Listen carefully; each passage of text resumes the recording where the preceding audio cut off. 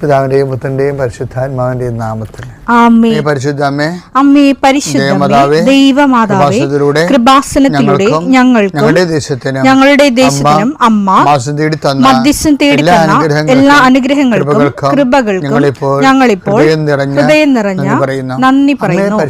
അമ്മേ പരിശുദ്ധമേ, ദൈവമാതാവേ, 2004 ഡിസംബർ 7 ഉച്ചകഴിഞ്ഞ് 2:30 കൃപാസനത്തിൽ സംഭവിച്ച അമ്മയുടെ പ്രത്യക്ഷപ്പെടലിനെ കുറിച്ച് തിരുസഭയ്ക്ക് സമർപ്പിച്ചിരിക്കുന്ന പഠനരേഖകളുടെ മേൽ സഭാത്മകമായ പഠനം ആരംഭിക്കുവാൻ ഞങ്ങൾ പ്രാർത്ഥിക്കുന്നു. അമ്മേ പരിശുദ്ധമേ, ഭൂസ്വർലോകങ്ങളുടെ രാജ്ഞിയായ അങ്ങേയ്ക്ക് ഭൗമ സംരക്ഷണത്തിനായി പ്രപഞ്ചപ്രകൃതിയെ തന്നെ തിരുസഭ പ്രതിഷ്ഠിക്കുവാൻ ഈ പ്രത്യക്ഷീകരണം വഴി ഇടയാക്കണമേ. പരിശുദ്ധമേ, ജപമാല മാതാവേ, സകല കൃപാസനം പ്രാർത്ഥനയോടും ചേർത്ത് ഞങ്ങളിപ്പോൾ പ്രാർത്ഥിക്കുന്ന ഈ കുടുംബത്തിന്റെ പ്രത്യേക നിയോഗം പറ മക്കളെ.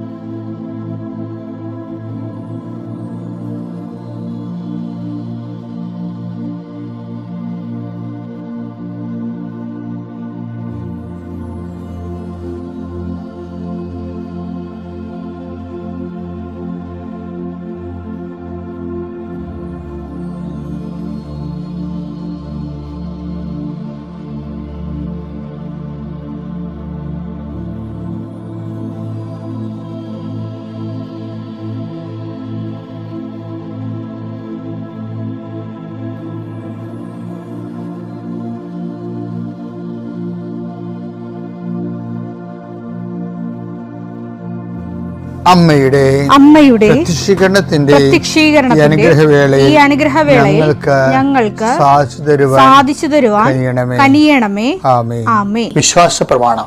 സർവശക്തനായ പിതാവും ആകാശത്തിന്റെയും ഭൂമിയുടെയും സൃഷ്ടാവുമായ ദൈവത്തിൽ ഞാൻ വിശ്വസിക്കുന്നു. അവിടുത്തെ ഏകപുത്രനും ഞങ്ങളുടെ കർത്താവുമായ ഈശോമിശിഹായിലും ഞാൻ വിശ്വസിക്കുന്നു.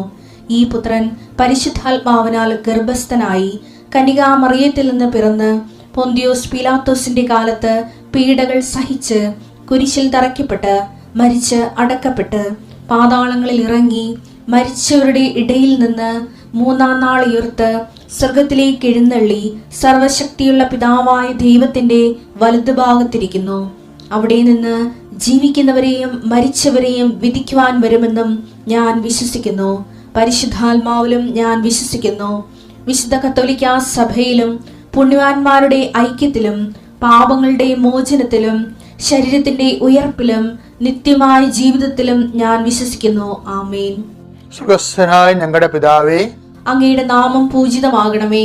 അങ്ങയുടെ രാജ്യം വരണമേ. അങ്ങയുടെ തിരുമനസ് സ്വർഗത്തിലെ പോലെ ഭൂമിയിലും ആകണമേ. അന്നു വേണ്ടുന്ന ആഹാരം ഇന്ന് ഞങ്ങൾക്ക് തരണമേ. ഞങ്ങളോട് തെറ്റ് ചെയ്യുന്നവരോട് ഞങ്ങൾ ക്ഷമിക്കുന്നത് പോലെ ഞങ്ങളുടെ തെറ്റുകൾ ഞങ്ങളോടും ക്ഷമിക്കണമേ. ഞങ്ങളെ പ്രലോഭനത്തിൽ ഉൾപ്പെടുത്തരുതേ, തിന്മയിൽ ഞങ്ങൾ രക്ഷിക്കണമേ. ആമേൻ. നന്മ നിറഞ്ഞ മറിയമേ, സ്വസ്തി. കർത്താവ് അങ്ങയുടെ കൂടെ സ്ത്രീകളിൽ അങ്ങ് അനുഗ്രഹിക്കപ്പെട്ടവളാകുന്നു. അങ്ങയുടെ ഉദരത്തിൻ ഫലമായി ഈശോ അനുഗ്രഹിക്കപ്പെട്ടവനാകുന്നു. പരിശുദ്ധ മറിയമേ, തമ്പുരാന്റെ അമ്മേ, പാപികളായ ഞങ്ങൾക്ക് വേണ്ടി ഇപ്പോഴും ഞങ്ങളുടെ മരണസമയത്തും തമ്പുരാനോട് അപേക്ഷിക്കണമേ. ആമേൻ.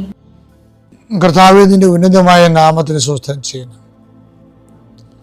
40 വർഷം ഞാൻ അർപ്പിച്ച കൃപാനയുടെ യോഗ്യതയാൽ കൃപാസ്ഥാനത്താറ് ജീവനോടെ പ്രത്യക്ഷപ്പെട്ട പരിശുദ്ധ അമ്മയുടെ മാധ്യസ്ഥതയിൽ ഞാൻ അങ്ങയുടെ മക്കൾക്ക് വേണ്ടി പ്രാർത്ഥിക്കുന്ന കർത്താവേ, ഈ പ്രാർത്ഥനയിൽ ഇന്ന് ആശ്രയിച്ച് ജീവിക്കുന്ന എല്ലാ മക്കളെയും നീ ആശീർവദിക്കണമെന്ന് പ്രാർത്ഥിക്കുന്നു. കർത്താവ് നിന്റെ ഉന്നതമായ നാമത്തിന് സ്വസ്ഥം ചെയ്യുന്നു. ഇന്ന് യാത്ര പോകുന്നവരെ, ഓഫീസിൽ പോകുന്നവരെ, വിദ്യാഭ്യാസ കാര്യങ്ങൾക്ക് വേണ്ടി പോകുന്നവരെ, പരീക്ഷയ്ക്ക് വേണ്ടി പോകുന്നവരെ, സാമ്പത്തിക വിഷയങ്ങൾക്ക് വേണ്ടി പോകുന്നവരെ, റിസൾട്ട് നോക്കാൻ പോകുന്നവരെ, വൈവാഹിക വിഷയങ്ങൾക്ക് വേണ്ടി പോകുന്നവരെ, കർത്താവെ ഇങ്ങനെ ഓരോരോ വിഷയങ്ങൾ സങ്കടത്തോടെ മനുഷ്യൻ ഉത്കണ്ഠയോടെ പോകുന്ന എല്ലാ വിഷയത്തിൻ്റെ മേലും കർത്താവിൻ്റെ പ്രത്യേക കാരുണ്യം ഉണ്ടാകണമേ. കർത്താവെ, പകുതിയല്ലേ ഉള്ളൂ, മൊത്തമില്ലല്ലോ, അല്പമല്ലേ ഉള്ളൂ, ഇതുകൊണ്ട് എന്താകാനാണ് എന്ന് അപ്പോസ്തലന്മാരെ പോലെ, ഇതുകൊണ്ട് എന്താകാനാണെന്ന് അപ്പോസ്തലന്മാർ പണ്ട് ഒരു ബാലൻ്റെ കൈവശമുള്ള അപ്പത്തെക്കുറിച്ച് പരിവേദനം ചെയ്തു. ഇതുകൊണ്ട് എന്താകാനാണ്. അതുപോലെ ചിന്തിക്കുന്ന അനേകം മക്കളുണ്ട് കർത്താവേ. അവിടെ പൊന്നാകാം, അവിടെ പണമാകാം, അവരുടെ സ്വാധീനമാകാം, അവരുടെ ആവശ്യമായ പോയിന്റുകളാകാം. ഇതുകൊണ്ട് എന്താകാനാണ് എന്നൊരു മനസ്സിൽ പറയുന്നുണ്ടാകാം.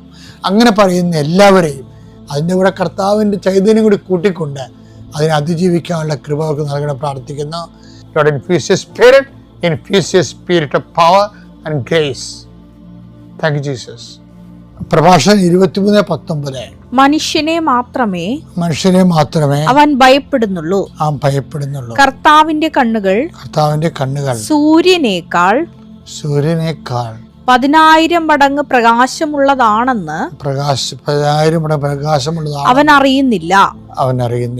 അവിടുന്ന് മനുഷ്യന്റെ എല്ലാ മാർഗങ്ങളും നിരീക്ഷിക്കുകയും നിഗൂഢ സ്ഥലങ്ങൾ കണ്ടുപിടിക്കുകയും ചെയ്യുന്നു. അതായത് ഇതിൻ്റെ രസം ഈ വചനങ്ങൾ കേട്ടില്ലേ? അതായത് ഈ ഷീബ റാഫിൽ എന്ന് പറഞ്ഞൊരു മോളെ കഴിഞ്ഞ ദിവസങ്ങളിലൊരു സാക്ഷ്യം പറഞ്ഞപ്പോൾ അവളുടെ കർത്താവിൻ്റെ മുമ്പിൽ അവളുടെ അങ്കലാപ്പെന്ന് പറയുന്നത്, അവളുടെ ഒരു സുവോളജിസ്റ്റാണ്. അവളുടെ മൈക്രോസ്കോപ്പിലൂടെ ഇരട്ട വാലിനെ ഡിസെക്റ്റ് ചെയ്ത് പഠിക്കണതാണ് എൻ്റെ സ്ട്രക്ചർ. അപ്പോൾ ആ ഇരട്ട വാലിനെ ഡിസെക്റ്റ് ചെയ്യാൻ വേണ്ടി ആ സ്ട്രക്ചർ ഈ മൈക്രോസ്കോപ്പിലൂടെ പഠിക്കാൻ പറ്റണില്ല. അത്രയ്ക്ക് സൂക്ഷ്മമായിട്ടുള്ള സ്ട്രക്ചറാണ്. മൈക്രോസ്കോപ്പിന് ഒരു പരിധിയുണ്ട് അത് ഡെവലപ്പ്. അപ്പോൾ അതിനേക്കാൾ പവർഫുൾ ആയിട്ടുള്ള സംഭവങ്ങൾ വേണം. അപ്പോൾ അവർക്കത് പറ്റാത്തത് കൊണ്ട് കർത്താവേ എനിക്കിത് കാണാൻ പാടില്ലെന്ന് പറഞ്ഞു. അതുകൊണ്ട് എനിക്ക് ഡിസെക്റ്റ് ചെയ്യാൻ പറ്റണില്ലെന്ന് പറഞ്ഞു. അപ്പോഴെന്നാ വെച്ച് കഴിഞ്ഞാൽ അവൾ പ്രാർത്ഥിച്ച് കർത്താവ് ഓൺ ചെയ്തപ്പോൾ ഞാൻ എന്ത് ചെയ്യണമെന്ന് നോക്കാൻ വേണ്ടി വചനം തുറന്നപ്പോൾ കർത്താവ് കാണിച്ചു കൊടുത്ത വചനമാണിത്. എന്താണ്? എൻ്റെ കണ്ണുകൾ നിനക്ക് തരാമെന്ന്. അത് നമ്മുടെ കാഴ്ച അപ്ഗ്രേഡ് ചെയ്യാൻ പോവുകയാണ്. എന്താണ്? കർത്താവിൻ്റെ കണ്ണുകൾ 1000 സൂര്യനേക്കാൾ ശോഭയുള്ളതാണ്, പ്രകാശമുള്ളതാണെന്ന്. എന്നിട്ട് എന്നാ സംഭവിച്ചത്? അത് ചുമ്മാ ഒരു പറച്ചിലല്ല, ഒരു ഭംഗിവാക്കുമല്ല. കുറച്ച് കഴിഞ്ഞപ്പോൾ അവളുടെ കണ്ണിനകത്ത് തെളിച്ചം ലഭിച്ചു.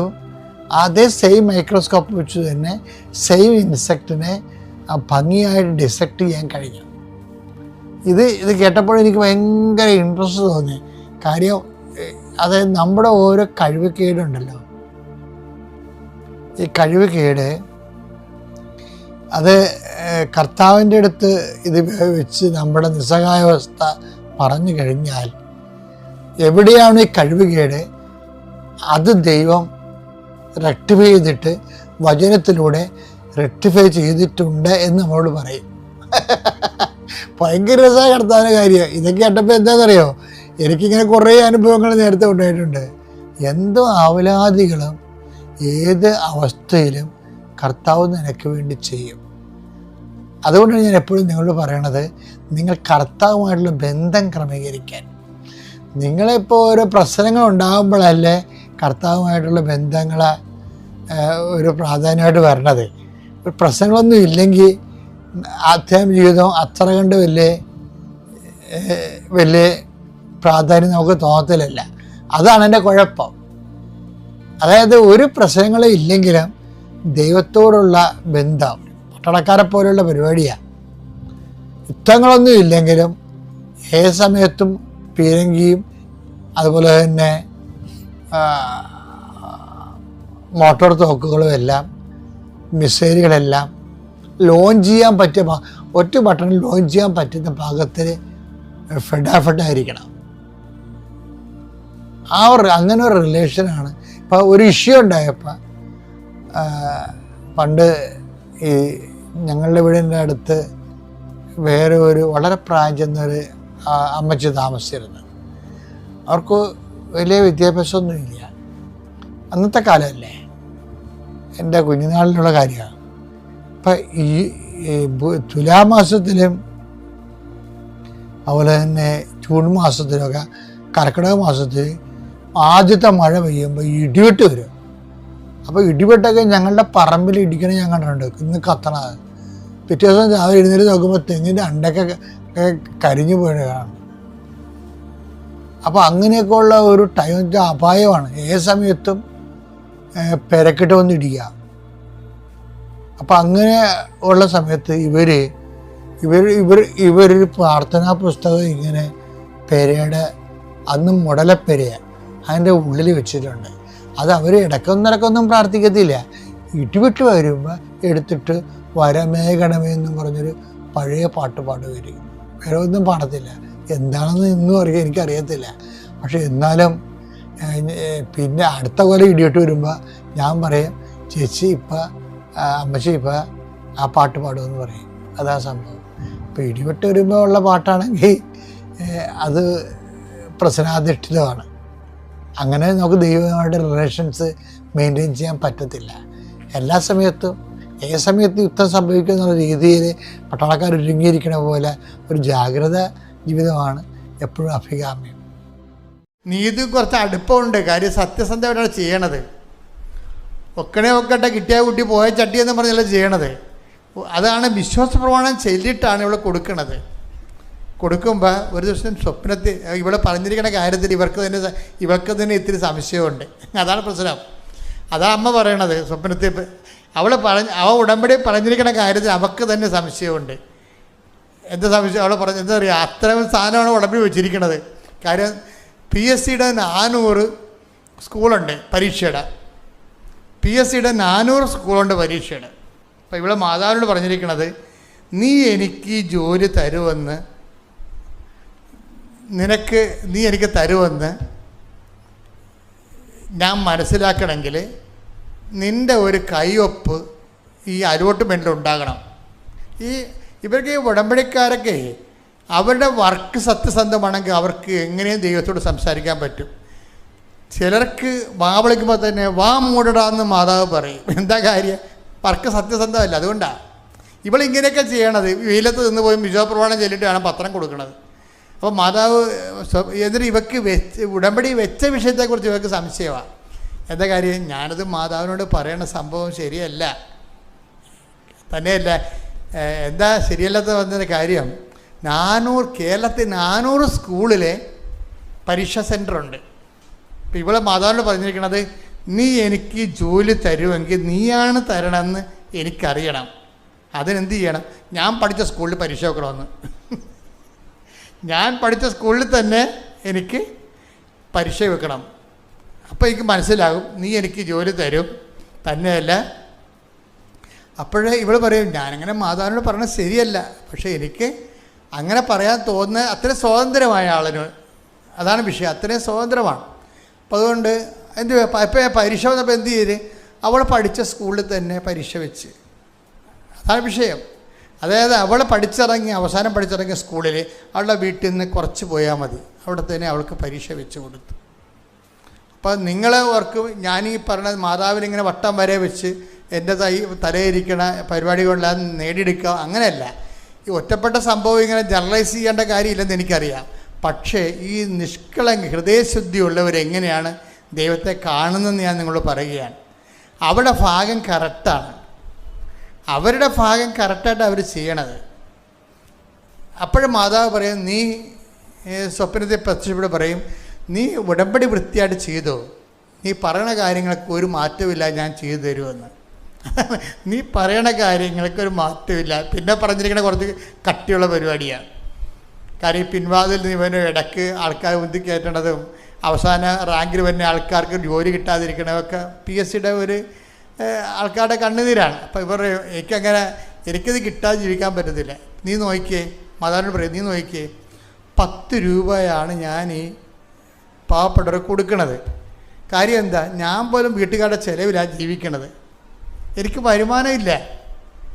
അമ്മയോട് അവൾ സംസാരിക്കുമ്പോൾ നമ്മൾ സ്വന്തം അമ്മയോട് സംസാരിക്കണതിനേക്കാളും അമീക്കബിളായിട്ടാണ് സംസാരിക്കണത്. ഞാൻ 10 രൂപയാണ് ആൾക്കാർക്ക് ഈ കാരുണ്യ പ്രവൃത്തിയായിട്ട് വിധവയുടെ ചെല്ലിക്കാശ് പോലെ, വിധവയെന്നൊക്കെയാണ് അവർ പറയണത്, ഒരു വിധവയുടെ ചെല്ലിക്കാശ് പോലെയാണ് ഞാൻ 10 രൂപ കൊടുക്കുന്നത്. അത് വീട്ടിൽ എനിക്ക് ചിലവിന് തന്നത് മിച്ചം പിടിച്ചിട്ടാണ് ഞാൻ 10 രൂപ പാവപ്പെട്ടവരെ കൊടുക്കണത്. പക്ഷെ നീ എനിക്ക് ജോലി തന്നാൽ എനിക്ക് ആരുടെ കയ്യിൽ മുമ്പ് കൈ നീട്ടണ്ട, ഞാൻ ജീവിതകാലം മുഴുവൻ അടിച്ചു പൊളിച്ച് ദാനധർമ്മം ചെയ്യും, അത് നിനക്കറിയാം. ഇങ്ങനെയൊക്കെയാണ് പറയണത്. പക്ഷെ ഒരു കാര്യമുണ്ട്, ജോലി ഉറപ്പ് വരുത്തണം നീ, എനിക്ക് 1ാം റാങ്ക് വേണമെന്ന് പോരെ. അപ്പം കേൾക്കുമ്പോൾ നമുക്ക് ചാബല്യമെന്ന് തോന്നും. അവർ തമ്മിലുള്ള റിലേഷൻസ് വേറെ ലെവലിലാണ് പോണത്. അതുകൊണ്ടാണ് അങ്ങനെ നമുക്ക് ചാബല്യം തോന്നുന്നത്. നമുക്കതൊക്കെ അങ്ങനെയൊക്കെ പറയാൻ പറ്റാത്ത കാരണം റിലേഷൻസിൻ്റെ പ്രശ്നമാണ്. അവർക്ക് സ്വന്തം അമ്മയോ ആണെന്ന് കണ്ടാൽ നമ്മളെ അമ്മയോട് എന്തെല്ലാം തോന്നിയ മാസം പറയും. തോന്നിയ മാസം ആണെന്ന് പറഞ്ഞുകൊണ്ട് തന്നെ നമ്മൾ ആരോടാണ് അത് പറയണത്? അമ്മയോടല്ലേ പറയാൻ പറ്റുള്ളൂ. നമ്മൾ പറയണ കാര്യം തോന്നിയ മാസമാണെന്ന് നമുക്ക് തന്നെ അറിയാം. പക്ഷെ നമ്മളത് ആരോട് പറയണത്? അമ്മയോട് പറയും. വേറെ ആരുടെ അപ്പനോടോ ഭർത്താവിനോടോ ഒന്നും പറയത്തില്ല, അല്ലെങ്കിൽ വേറെ ആരോടും പറയത്തില്ല. മാമക്കളാണെങ്കിലും എന്ത് തോന്നിയ മാസങ്ങളും ചിലപ്പോൾ അമ്മയോട് പറയുമ്പോൾ അവരെ തള്ളേന്ന് വിളിക്കും. അമ്മയ്ക്ക് കംപ്ലൈൻ്റ് ഒന്നുമില്ല. തള്ളേന്ന് മരുമകൾ വിളിച്ചാൽ ചിലപ്പോൾ അവളെ വെട്ടിയെടുത്ത് വീട്ടിൽ പോകേണ്ടി വരുമായിരിക്കും. പക്ഷേ ആമകൻ വിളിക്കും, തള്ളേ നിങ്ങളോട് ഞാൻ നേരത്തെ പറഞ്ഞല്ലേ എന്ന് പറയും. പക്ഷെ അവർക്ക് തമ്മിലറിയാം ആ തള്ളയെ വിളിയുടെ ഉള്ളിലുള്ള ഒരു ആന്തരികത, അവർ തമ്മിലുള്ള ആത്മബന്ധം എന്താണെന്ന് അറിയാം. അപ്പോൾ തോന്നിയ മാസമാണെങ്കിലും അതിൻ്റെ ഉള്ളിൽ കിടക്കുന്ന ഒരു ആത്മബന്ധമുണ്ട്. അതുകൊണ്ട് അവർക്കാർക്കും രണ്ടുപേർക്കും പ്രശ്നമില്ല. തള്ളേന്ന് വിളിക്കട്ടെ, അമ്മയ്ക്കും പ്രശ്നമില്ല, വിളിച്ച മകൾക്കും പ്രശ്നമില്ല. അപ്പോൾ അത്ര ഒരു ബന്ധമാണത്. ആ ബന്ധത്തിൻ്റെ ഇടയിലാണ് ഇവിടെ പറയുന്നത് എനിക്ക് 1ാം റാങ്ക് വേണമെന്ന് പറയും. ഇപ്പം എന്താ സംഭവിച്ചിരിക്കണത്? എന്നിട്ട് പറയും, നീ എനിക്ക് 1ാം റാങ്ക് തന്ന ഞാനൊരു പണി ചെയ്യും, ഞാൻ നിൻ്റെ പടം എടുത്ത് ഫ്ലക്സിൽ വെച്ചിട്ട് തെങ്ങ വരച്ച് കയറ്റി വെക്കും, നീയാണ്. ഇവർ തമ്മിലുള്ള ഡയലോഗ് ഭയങ്കര രസമാണ്. നീ എനിക്ക് 1ാം റാങ്ക് തന്നാൽ ഞാൻ എന്ത് ചെയ്യുന്നറിയാമോ? ഞാൻ നിൻ്റെ പടം പച്ച വെക്കും, കൃപാസനം മാതാവ് നീതുവിന് ചെയ്ത അനുഗ്രഹം എന്ന് പറഞ്ഞ് ഞാൻ തെങ്ങ വരച്ച് കെട്ടിയിട്ട് ഞാൻ കൃപാസനത്തിൽ വന്ന് സാക്ഷ്യം പറയത്തുള്ളൂ എന്നാണ്. അപ്പോൾ ഇവർ തമ്മിലെ ഡയലോഗ് ഈ രീതിയിലായത് കൊണ്ട് അമ്മ അവൾക്ക് എന്ത് ചെയ്യും? റിസൾട്ട് വന്നപ്പോൾ കൂട്ടുകാരോട് വിളിച്ച് ചോദിക്കണത്, നീ ഇതെന്ത് പരിപാടിയാണ് കാണിക്കണത്? നിനക്കാണല്ല 1ാം റാങ്ക് എന്ന്.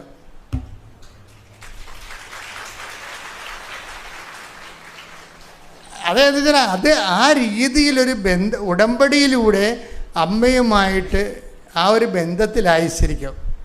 ഇതാണ് ഇത്തരം ജനലക്ഷങ്ങളാണ് കൃപാസനത്തിൻ്റെ ആസ്തിഭദ്രത എന്ന് പറയുന്നത്. അതുകൊണ്ടാണ് ഓരോരുത്തർ കിടന്ന് കുരക്കുമ്പോൾ ഞാൻ മിണ്ടായിരിക്കേണ്ട കാര്യം എന്താ? ഞാൻ മിണ്ടത്തില്ല. എന്താ കാര്യം? കൃപാസനത്തിൻ്റെ ആസ്തി എന്ന് പറയണത് ഇങ്ങനെ അമ്മയുമായി ആത്മബന്ധമുള്ള, അതിലൂടെ ജീവിതം കരുപ്പിടിപ്പിച്ച 10,000 അതിനകത്ത് വന്നിരിക്കണേ, ഇതിനകത്ത് നിലനിൽക്കണത്. അത് പക്ഷേ ഞാൻ നിങ്ങളോട് പറയണത്, നിങ്ങളിങ്ങനെ അമ്മയെ വട്ടം വരച്ച് ഓരോ കാര്യം സാധിക്കണമെന്നല്ല പറയണതിൻ്റെ അർത്ഥം. മറിച്ച് ഈ ബന്ധം എക്സ്ട്രാ, അതായത് നമ്മളെ ഒന്ന് വായിച്ചത് ജ്ഞാനത്തിൻ്റെ പുസ്തകം നമ്മൾ 6:10 വായിച്ച് സ്തുതിക്കട്ടെ. Hallelujah hallelujah hallelujah hallelujah hallelujah യേശുവേ നന്ദി, ഹല്ലേലൂയ ഹല്ലേലൂയ യേശുവേ ആരാധന ആരാധന. ജ്ഞാനം 6:10. ജ്ഞാനം 6:10. വിശുദ്ധമായവ വിശുദ്ധിയോടെ ചെയ്യുന്നവർ വിശുദ്ധരാകും. അതാ വിഷയം. അതാണ് വിശുദ്ധമായവ വിശുദ്ധിയോടെ ചെയ്യുന്നവര്. വിശുദ്ധമായ കാര്യം ക്രിസ്തുവിനെ ലോകത്തിന് കൈമാറുക, ക്രിസ്തുവിനെ കുറിച്ചുള്ള അറിവും അനുഭവം കൈമാറുക, അത് വിശുദ്ധമായ കാര്യമാണ്. അവളത് വിശുദ്ധിയോടെ വിശ്വപ്രമാണം ചൊല്ലിയിട്ട് ആ കിട്ടുന്ന ആളിന് പ്രയോജനം ഉണ്ടാകണം. കാര്യങ്ങൾ വിശുദ്ധമായി ചെയ്യുന്നവരെ എന്ത് വരുമെന്നാ പറഞ്ഞിരിക്കണേ? വായിച്ച് എന്താ പറഞ്ഞിരിക്കണത്? വിശുദ്ധരാകും. അവർ അഭ്യസിക്കുന്നവർ രക്ഷ കണ്ടെത്തും. ക്രിസ്തുവിനെ കണ്ടെത്തും എന്നാ പറയണത്.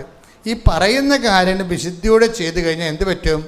അവരെ രക്ഷ കണ്ടെത്തും. എന്ന് വെച്ച് കഴിഞ്ഞാൽ രക്ഷ എന്ന് പറഞ്ഞാൽ ക്രിസ്തുവിനെ കണ്ടെത്തും. അടുത്ത വചനം എന്താ? എന്റെ വചനങ്ങളിൽ എന്ന് പറഞ്ഞ എന്റെ വചനങ്ങളിൽ അഭിലാഷമർപ്പിക്കുവിൻ. അവയോട് തീവ്രാഭിനിവേശം കാണിക്കുവിൻ. നിങ്ങൾക്ക് ജ്ഞാനം ലഭിക്കും. അപ്പൊ തീവ്ര അഭിനിവേശം എന്ന് പറയുന്നത് എന്താണ്? തീഷ്ണതയാണ്. അപ്പം അറിവിൻ്റെ തലത്തിൽ നിന്ന് കുറച്ച് കഴിയുമ്പോൾ അതിനോട് തീവ്രമായ അഭിനിവേശം ഉണ്ടായി തീഷ്ണത പെരുകും. ഈ തീഷ്ണത എന്ന് പറഞ്ഞാൽ എന്താ? അതായത് നമുക്ക് തീഷ്ണത ഉണ്ടോ ഇല്ലയോ എന്ന് എങ്ങനെ അറിയാം? അപ്പം നമ്മൾ ദൈവത്തോട് സംസാരിക്കണ പോലെ അല്ല, ദൈവം നമ്മോട് സംസാരിക്കണതാണ് ജ്ഞാനമെന്ന് പറയണത്. നമ്മൾ ദൈവത്തോട് സംസാരിക്കുന്ന പ്രാർത്ഥനകളെല്ലാം അറിവും, ദൈവം നമ്മോട് സംസാരിക്കുമ്പോൾ അത് ജ്ഞാനവുമായിട്ട് വരും. ഇപ്പം ഞാൻ നിങ്ങളെ അനാഥരായി വിടുകയില്ല, അതാണ് നമ്മൾ കർത്താവ് പറഞ്ഞ ഒരു വചനം. അത് അറിവാണ്. അത് കേൾക്കുമ്പം ജ്ഞാനവരം ഉള്ളവർ എന്ത് തോന്നും, അതുപോലെ ഞാനും ദൈവത്തെ അനാഥമായി വിടരുത്. കണ്ടാ, അതാണ് ജ്ഞാനം. അത് അറിവെന്ന് പറയും. ഞാൻ നിങ്ങളെ ഇപ്പം 14:18 യോഹന്നാൻ്റെ സുവിശേഷം എന്താ പറയണത്? ഞാൻ നിങ്ങളെ ഞാൻ നിങ്ങളെ അനാഥമായി വിടുകയില്ല. അത് അറിവാണ്. ഇനി എൻ്റെ ജ്ഞാനം എന്താണ്? അനുഭവജ്ഞാനം എന്താണ്? അറിവിൻ്റെ കൂടെ അനുഭവം കൂടുമ്പോഴാണ് ജ്ഞാനം ഉണ്ടാകുന്നത്. അതിൻ്റെ അനുഭവജ്ഞാനം എന്താണ്? ഞാനും ദൈവത്തെ അനാഥമായി വിടരുത്, എന്തെല്ലാം സംഭവിച്ചാലും. അങ്ങനെ ഞാൻ ദൈവത്തെ അനാഥമായി വിടാതിരിക്കുന്നതിനുള്ള ആത്മീയ നിലവാരത്തിനാണ് എന്തെന്ന് പറയുന്നത്? തീഷ്ണത എന്ന് പറയുന്നത്. പ്രീഡിയ. അത് വിശ്വാസത്തിൻ്റെയും പ്രത്യാശയുടെയും അപ്പുറത്താണ്. തീവ്ര വിശ്വാസമാണ്. എന്താ വെച്ചാൽ ദൈവത്തെ നമ്മൾ അനാഥമായി വിടാതിരിക്കുക. അതിന് തീഷ്ണത എന്നാണ് പറയണത്. നമുക്ക് രോഗം വരാം, കടം വരാം, ജപ്തി നടന്നു പോകും. ചിലപ്പോൾ ജപ്തി നടന്നാലും മകളുടെ കല്യാണം കഴിഞ്ഞില്ലെങ്കിലും എന്ത് പറ്റും? ദൈവത്തെ നമ്മൾ മുറുകെ തന്നെ പിടിച്ചുകൊണ്ടിരിക്കും. മറിച്ച് അതിനാണ് തീഷ്ണത എന്ന് പറയണത്. ഏലിയ, നീ ഇവിടെ എന്ത് ചെയ്യുന്നു? അപ്പം എന്ത് പറയും? ഏലിയ പറയും, ജെസബേല് നമ്മുടെ എല്ലാ പ്രവാചകന്മാരെയും കൊന്നു. അഹാബൻ്റെ ജീവിതത്തിന് വേണ്ടി, ജീവന് വേണ്ടി അവൻ കൊലവിളി നടത്തുകയാണ്. എല്ലാവരും പോയി, ഞാൻ മാത്രം അവശേഷിച്ചു. അതാണ് വിഷയം. കയ്യിലുള്ള അപ്പോൾ ഞാൻ നിന്നെക്കുറിച്ചുള്ള തീഷ്ണതയാൽ, അതാണ് തീഷ്ണത എന്ന് പറയണത്. ദൈവത്തിന് വേണ്ടി വിശ്വാസത്തിൻ്റെ പേരിൽ നമുക്ക് കഷ്ടനഷ്ടങ്ങൾ സഹിച്ചുകൊണ്ട് പോകുമ്പോഴും we still remain in faith. അതിനാണ് തീഷ്ണത. Take the word of God. Hallelujah. Hallelujah, hallelujah, hallelujah, hallelujah, hallelujah. Hallelujah, hallelujah. Hallelujah, hallelujah. 1 രാജാക്കന്മാർ 19:10. 1 രാജാക്കന്മാർ 19:10. ഏലിയ ഉത്തരം പറഞ്ഞു, സൈന്യങ്ങളുടെ ദൈവമായ കർത്താവിനെ പ്രതിയുള്ള തീക്ഷ്ണതയാൽ ഞാൻ ജ്വലിക്കുകയാണ്. ഇസ്രായേൽ ജനം അവിടുത്തെ ഉടമ്പടി ലംഘിച്ചു. കുറെ അണ്ണന്മാർ ഉടമ്പടി, നിങ്ങളുടെ അയൽവാസികളെല്ലാം ഉടമ്പടി ലംഘിച്ച ആൾക്കാരുണ്ടാവും. പിന്നെ ഉടമ്പടി ഞാൻ 3 തിരി കത്തിച്ചിട്ട് ഒന്നും നടന്നില്ലെന്നും പറഞ്ഞ് ഈ ഗതികിട്ട പ്രേതം പോലെ നടക്കുന്ന ആൾക്കാർ നിങ്ങളുടെ അയൽവാസികളുണ്ടാവും. ഇസ്രായേൽ ജനം അവരുടെ ഉടമ്പടി ലംഘിച്ചു. കണ്ടില്ലേ? ഇപ്പം നിങ്ങളുടെ നാട്ടിലും വീട്ടിലും സ്വന്തപ്പെട്ടവരും കല്യാണ വീട്ടിലും മരണ വീട്ടിലും ചർച്ച എന്താണ്? ഞാൻ പച്ചത്തിരി പോണം കത്തിച്ചു, ഞാൻ നീലത്തിരി 4 കത്തിച്ചു, ഇപ്പോഴും മകളെ വീട്ടിൽ തന്നെ നിൽപ്പുണ്ടെന്ന് പറയും. അതാണ് സംഭവം. അതിനർത്ഥം അവർ ഉടമ്പടിയിൽ നിന്ന് മാറിയെന്ന് വിചാരിക്കണം. ഇപ്പം തന്നെ ഇൻസ്റ്റൻറ്റ് ബ്രേക്ക്ഫാസ്റ്റ് പോലെ ദൈവം ആനക്ക് നമ്മൾ ഉരുള കൊടുക്കണ ഒരു ഉരുട്ടി വായി വെക്കുമെന്ന് വിചാരിച്ചത്. അങ്ങനെയല്ല. നീ മര്യാദക്ക് ആദ്യം ഉടമ്പടിയിലാകാൻ നോക്ക്. നീ ആദ്യം ദൈവമായിട്ട് ഉടമ്പടിയിലാകാൻ നോക്കൂ. അപ്പോഴും നീ അങ്ങനെയുള്ളതാണെങ്കിൽ തീർച്ചയായിട്ടും പരീക്ഷ ഉണ്ടാവും. നിൻ്റെ വിശ്വാസത്തെ ദൈവം ടെസ്റ്റ് ചെയ്യും. അതുകൊണ്ടാണ് ചിലത് നീണ്ടു പോണത്. ഒന്നുകൂടി വായിച്ച ആ ഭാഗങ്ങളെല്ലാം. ഏലിയ ഉത്തരം പറഞ്ഞു, സൈന്യങ്ങളുടെ ദൈവമായ കർത്താവിനെ പ്രതിയുള്ള തീക്ഷ്ണതയാൽ ഞാൻ ജ്വലിക്കുകയാണ്. ഇസ്രായേൽ ജനം അവിടുത്തെ ഉടമ്പടി ലംഘിച്ചു. അവർ അങ്ങയുടെ ബലിപീഠങ്ങൾ തകർക്കുകയും വാക്കത്തിൽ കൊടുവാളുമായിട്ട് പള്ളിയിൽ പോയി ആൾത്താറ പൊളിക്കേണ്ട കാര്യമില്ല. പക്ഷെ കുർബാനക്ക് പോകത്തില്ല പന്നി. അതാ പ്രശ്നം. അപ്പോൾ ബലിപീഠം തകർന്നില്ലേ? എല്ലാ ദിവസവും പറ്റുമെങ്കിൽ കുർബാനക്ക് പോകണം, ഞായറാഴ്ച കുർബാന മുടക്കരുതെന്ന് പറഞ്ഞിട്ടില്ലേ? പക്ഷേ കുർബാനക്ക് പോകത്തില്ല. അതാണ് ബലിപീഠം തകർന്നെന്ന് പറയണം. അവർ നിങ്ങളുടെ ബലിപീഠം തകർക്കും. പറഞ്ഞ് വായിച്ചേ, വന്നിട്ട് അത് തന്നെ വായിച്ചേ. അവർ അങ്ങയുടെ ബലിപീഠങ്ങൾ തകർക്കുകയും അങ്ങയുടെ പ്രവാചകന്മാരെ വാളിനിരയാക്കുകയും ചെയ്തു. വാളിനിരയാക്കണമെന്നില്ല, അല്ലെങ്കിൽ വെട്ടി കൊടുവാളിറക്കേണ്ട കാര്യമുണ്ട്. വിചാരിച്ച കരുത്തേക്ക് അറിയാൽ മതി, പണിയാവൂ. കർത്താവിൻ്റെ അഭിഷിക്തന്മാരുടെ മുമ്പിൽ വല്ല ടി വിയിൽ ഇരുന്നുകൊണ്ട് ബലിതക്കാത്തമ്മ എന്തെങ്കിലും പറയണമെന്ന് അതിൻ്റെ കൂടെ പറയും. വല്ല ഇതുപോലെ രാഷ്ട്രീയ പാർട്ടികളുടെ ഏതെങ്കിലും സ്ഥലത്ത് നിന്നുകൊണ്ട് രാഷ്ട്രീയ ചർച്ചയിൽ പള്ളിയെ കുറ്റം പറഞ്ഞാൽ നിങ്ങളും മിണ്ടാതിരിക്കുക, അല്ലെ കൂടിക്കൊടുക്കും. വാളിനിര അവൻ പ്രവാചകന്മാരെ വാളിനിരയാക്കി. സഭയെ നിങ്ങൾക്ക് രക്ഷ പ്രദാനം ചെയ്ത ആൾക്കാർ നിങ്ങൾക്കറിയാമോ? ഞാൻ എന്താ വിഷയത്തിൽ ഒരു ലൈഫ് മൊത്തം കർത്താവിൻ്റെ വചനത്തിന് വേണ്ടി കാഴ്ചവെച്ചിട്ടാണ് വീട്ടിൽ നിന്ന് ഇറങ്ങി വന്നിരിക്കണം. 40-ാം വർഷമാണ് എൻ്റെ. ഞങ്ങളെപ്പോലെ എത്രയോ മനുഷ്യരാണ് കർത്താവിന് വേണ്ടി വരുന്നത്. Hallelujah, hallelujah. അപ്പം അങ്ങനെ രാവും പകലും ഇതെന്തെങ്കിലും സമ്പത്ത് മോചന, സമ്പത്തിന് എന്താ ഇവിടെ കുറവ്? ഒന്ന് ഞാൻ നിങ്ങളോട് വല്ല സമ്പത്ത് ചോദിച്ചോ? ഞാൻ നിങ്ങളോട് ആരെങ്കിലും സമ്പത്ത് ചോദിച്ചോ? ഞാൻ ഇവിടെ ശമ്പളം കൈപ്പറണുണ്ടോ? ഇങ്ങനെ എന്തുമാത്രം സുവിശേഷകരാണ് കർത്താവിൻ്റെ സഭയിൽ ജോലി ചെയ്യണത്. അപ്പം നമ്മളെ സംബന്ധിച്ച് എന്താ ചെയ്യേണ്ടത്? ക്രിസ്തുവിനെ കൈമാറുക. ചില ആൾക്കാരിലൊക്കെ എന്തെങ്കിലും ചില കുഞ്ഞു കാലത്തേക്ക് എന്തെങ്കിലും അവറേഷൻസ് ഉണ്ടാകും, അത് പൊക്കി പിടിച്ചിടക്കേണ്ട കാര്യമില്ല.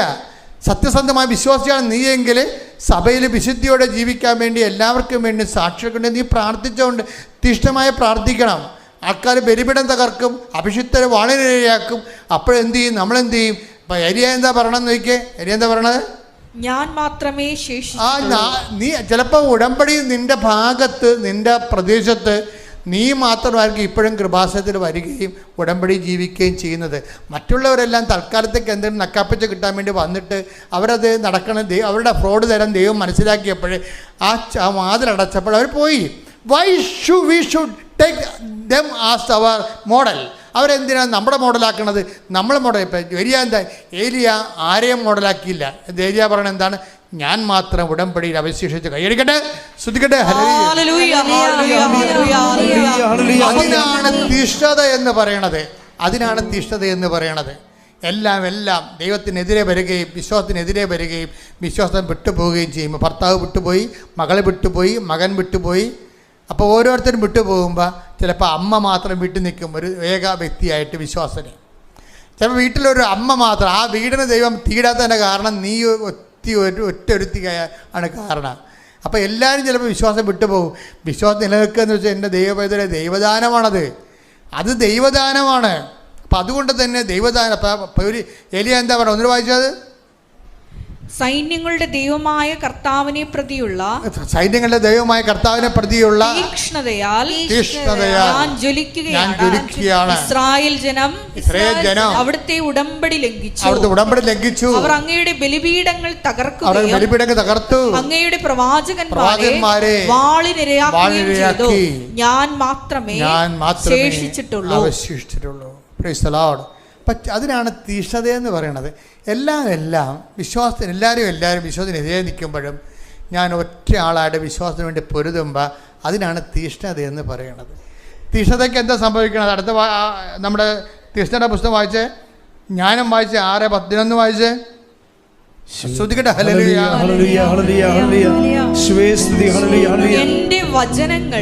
എന്റെ വചനങ്ങളിൽ അഭിലാഷമർപ്പിക്കുവിൻ.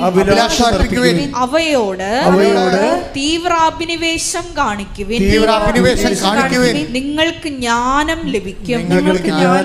ഈ ജ്ഞാനം എന്ന് പറയുന്നതാണ് ദൈവം പകർന്നു തരുന്ന, ദൈവം ഇങ്ങോട്ട് തരുന്ന അറിവെന്ന് പറയണത്. ദൈവം ഇങ്ങോട്ട്, അതാണ് ഞാൻ നിന്നോട് പറയണത്. ഞാൻ നിങ്ങളെ അനാഥരെ വിടത്തില്ലെന്ന് പറഞ്ഞാൽ പരിശുദ്ധാത്മ പറയും. അതിൻ്റെ അർത്ഥം എന്താണ്? അത് നമ്മളും ദൈവത്തെ ഏലിയ ദൈവത്തെ അനാഥമായി വിട്ടില്ലല്ല. എല്ലാവരും പിരിഞ്ഞുപോയി, എല്ലാവരും വധിക്കപ്പെട്ടു, ബലിപീഠം തകർന്നു, അഭിഷിക്തർ വാളിനിരയായി. അപ്പോഴെന്ത്?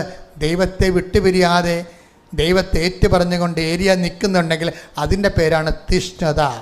പ്രാർത്ഥിക്കുക. കർത്താവായ ദൈവമേ, ഏത് പ്രതികൂല സാഹചര്യങ്ങളിലും അങ്ങോട്ട് ചെയ്ത വചനങ്ങള്, അങ്ങോട്ട് ചെയ്ത ഉടമ്പടി പാലിച്ചുകൊണ്ട് ഏലിയാവിനെ പോലെ തീഷ്ണത ജ്വലിക്കുവാൻ എന്നെ ഉപരി അഭിഷേകം നൽകണമേ.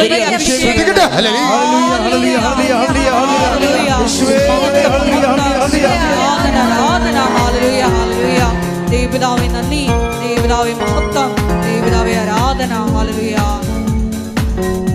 എല്ലാവരും എഴുന്നേൽക്കുക.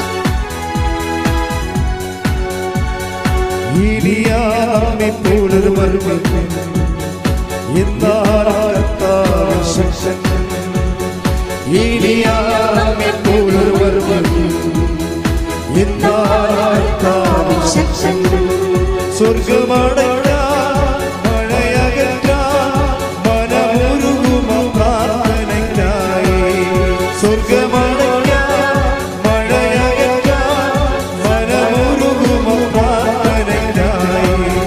വീണ്ടും തുറക്ക മഴ വീതറ മനമുരുകുമ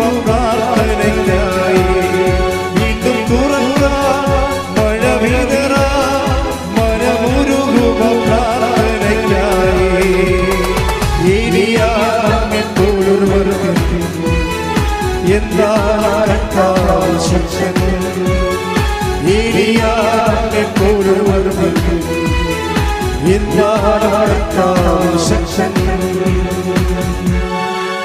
വിശുദ്ധ പരമദൈവകാരുണ്യത്തിന് നേരവും ആരാധനയും സ്തുതിയും പുകഴ്ചയും ഉണ്ടായിരിക്കട്ടെ. നമ്മളൊരു രോഗസൗഖ്യ പ്രാർത്ഥനയ്ക്ക് പ്രവേശിക്കുകയാണ്. അച്ഛൻ പ്രാർത്ഥിക്കുമ്പോൾ മക്കള് വിശ്വാസത്തിലും പ്രത്യാശയും ദൈവസ്നേഹത്തിനും ആ പ്രാർത്ഥന സ്വീകരിച്ചുകൊണ്ട് ഇടിമുഴക്കം പോലെ സ്തുതിച്ചുകൊണ്ട് നിൽക്കണം. ഓരോ രോഗങ്ങൾ, ഓരോ ജീവിത തടസ്സങ്ങൾ, ദുരിതങ്ങൾ കർത്താവ് പരിശുദ്ധമ്മയുടെ മാധ്യസ്ഥ എടുത്തു മാറുന്ന സമയമാണ്. സ്തുതികളുടെ hallelujah. Hallelujah, hallelujah, hallelujah, hallelujah, hallelujah. മഹത്വം, മഹത്വം, ആരാധന, ആരാധന. Hallelujah, hallelujah. കർത്താവേ, നിന്റെ ഉന്നതമായ നാമത്തിന് സ്വന്തം ചെയ്ത് കർത്താവേ, കർത്താവേ, നിന്റെ വിശുദ്ധ പൗരോഹിത്യത്തെ മഹത്വപ്പെടുത്തുന്ന പ്രാർത്ഥിക്കുന്ന കർത്താവ്, കർത്താവേ, സഭയിലുള്ള സാന്നിധ്യം പ്രകടമാക്കണമേ കർത്താവേ. അങ്ങയുടെ തിരുമുറവാർന്ന വലതുകര,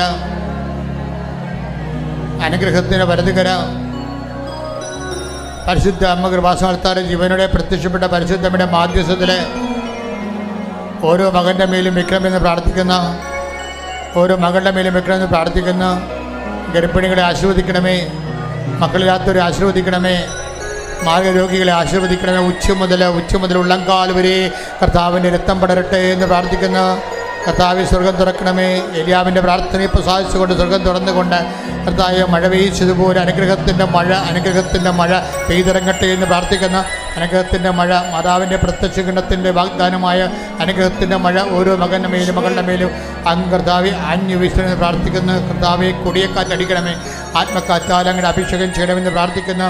ദൈവത്തിൻ്റെ കരുണ, ദൈവത്തിൻ്റെ കൃപ, ദൈവത്തിൻ്റെ ശക്തി, ദൈവത്തിൻ്റെ വിടുതൽ, മാർഗരോഗങ്ങൾ, തീരാവേദികൾ, ജീവിത ദുരിതങ്ങൾ യേശു ക്രിസ്തുവിൻ്റെ ഉന്നതമായ നാമത്തിൽ മാറിപ്പോകൊണ്ട് ജോലിയില്ലാത്തവർ, വിട്ട് തളർന്നു കിടക്കുന്നവർ, മഹാരോഗികൾ, മാർഗരോഗികൾ യേശുവിൻ്റെ നാമത്തിൽ സൗഖ്യം പ്രാപിക്കട്ടെ. യേശു, കുഞ്ഞുങ്ങളില്ലാത്തവർ, ആശുപത്രിയിൽ കിടക്കുന്നവർ, കർത്താവിൽ ജോലിയില്ലാത്തവർ, സമാധാനം ഇല്ലാത്തവർ, വിട്ടുപിരിഞ്ഞ് ജീവിക്കുന്നവർ, ഭാര്യാഭർത്താക്കന്മാരുന്നവരെ വിട്ടുപിരിഞ്ഞ് ജീവിക്കുന്നവരെ കർത്താവെ, അവരെ അങ്ങയുടെ വിശുദ്ധമായ രക്തത്താൽ അവരെ ഐക്യപ്പെടുത്തണമെന്ന് പ്രാർത്ഥിക്കുന്ന ഗർഭസ്ഥ ശിശുവിന് തകരാറുള്ളവർ കർത്താവ്, അവർ ശരീരത്തിൽ ഇപ്പോഴേ ചൂടനുഭവിക്കട്ടെ. കർത്താവ്, നീ അവരെ സ്പർശിക്കുന്നു, നീ അവരെ സൗഖ്യപ്പെടുത്തുന്നു. അവിടെ കുഞ്ഞുങ്ങളെ, ആരോഗ്യമുള്ള കുഞ്ഞുങ്ങളെ പ്രസവിക്കാൻ നീ അവർക്ക് അഭിഷേകം നൽകുന്നുവെന്നുണ്ട്. അടയാളമായി ഉച്ച മുതൽ ഉള്ളംകാല് വരെ കർത്താവ് ശരീരത്തിൽ ചൂടനുഭവിക്കാൻ പ്രാർത്ഥിക്കുന്ന അവരെല്ലാം കർത്താവിനെ അഭിഷേകം സ്നാനപ്പെടുകയും കർത്താവിൻ്റെ സത്യം ത്വക്ക് രോഗികൾ, ക്യാൻസർ രോഗികൾ, വിസർപ്പ് രോഗികൾ, PCOD രോഗികൾ, അലർജി രോഗികൾ, യേശുവിൻ്റെ ഉന്നതമായ നാമത്തെ, പ്രഷർ രോഗികൾ, ഷുഗർ രോഗികൾ, മുടികൊഴിച്ചിലുള്ളവർ, ശരീരത്തിലെ വേദനയുള്ളവർ, ഉറക്കമില്ലാത്തവർ കർത്താവിൻ്റെ നാമത്തിൽ സൗഖ്യം പ്രാപിക്കട്ടെ.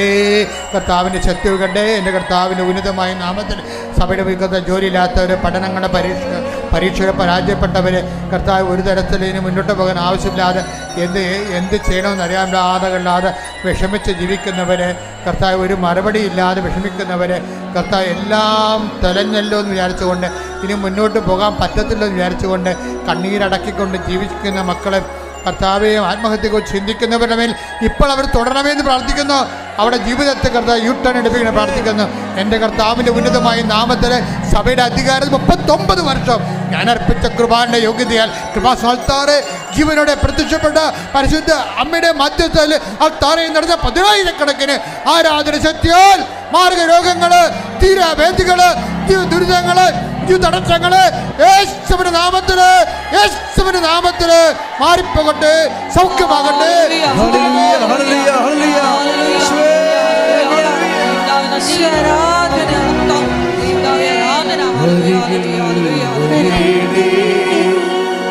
സദയം തൊടേ സുഖമായിടും എൻ്റെ ഉള്ളം,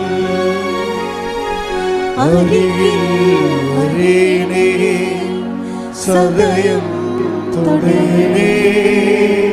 സുഖമായിടും എൻ്റെ ഉള്ളം.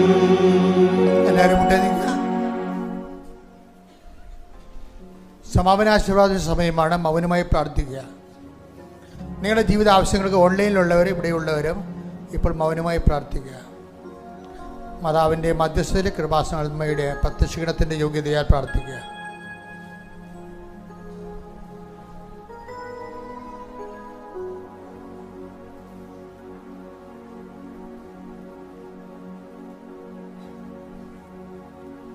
ശിരസ് നമിച്ച് നമുക്ക് ദിവ്യകാരുണ്യനാഥൻ്റെ ആശീർവാദം സ്വീകരിക്കാം.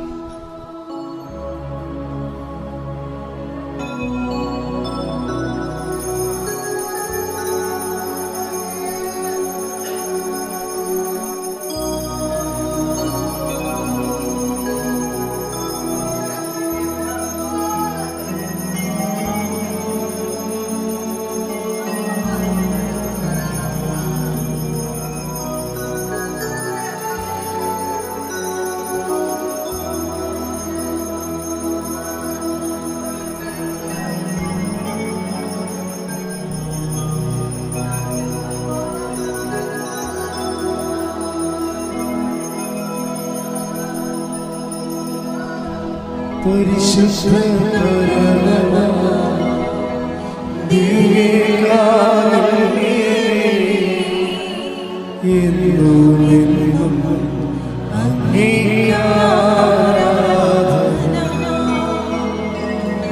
പരിശുദ്ധ പരമ ദിവ്യകാരുണ്യമേ എന്നും എന്നും അങ്ങേക്കാരാധന. പരിശുദ്ധ പരമ ദിവ്യകാരുണ്യമേ എന്നും എന്നും അങ്ങേക്കാരാധന. ആവേ ആവേ മരിയ ആവേ ആവേ മരിയ.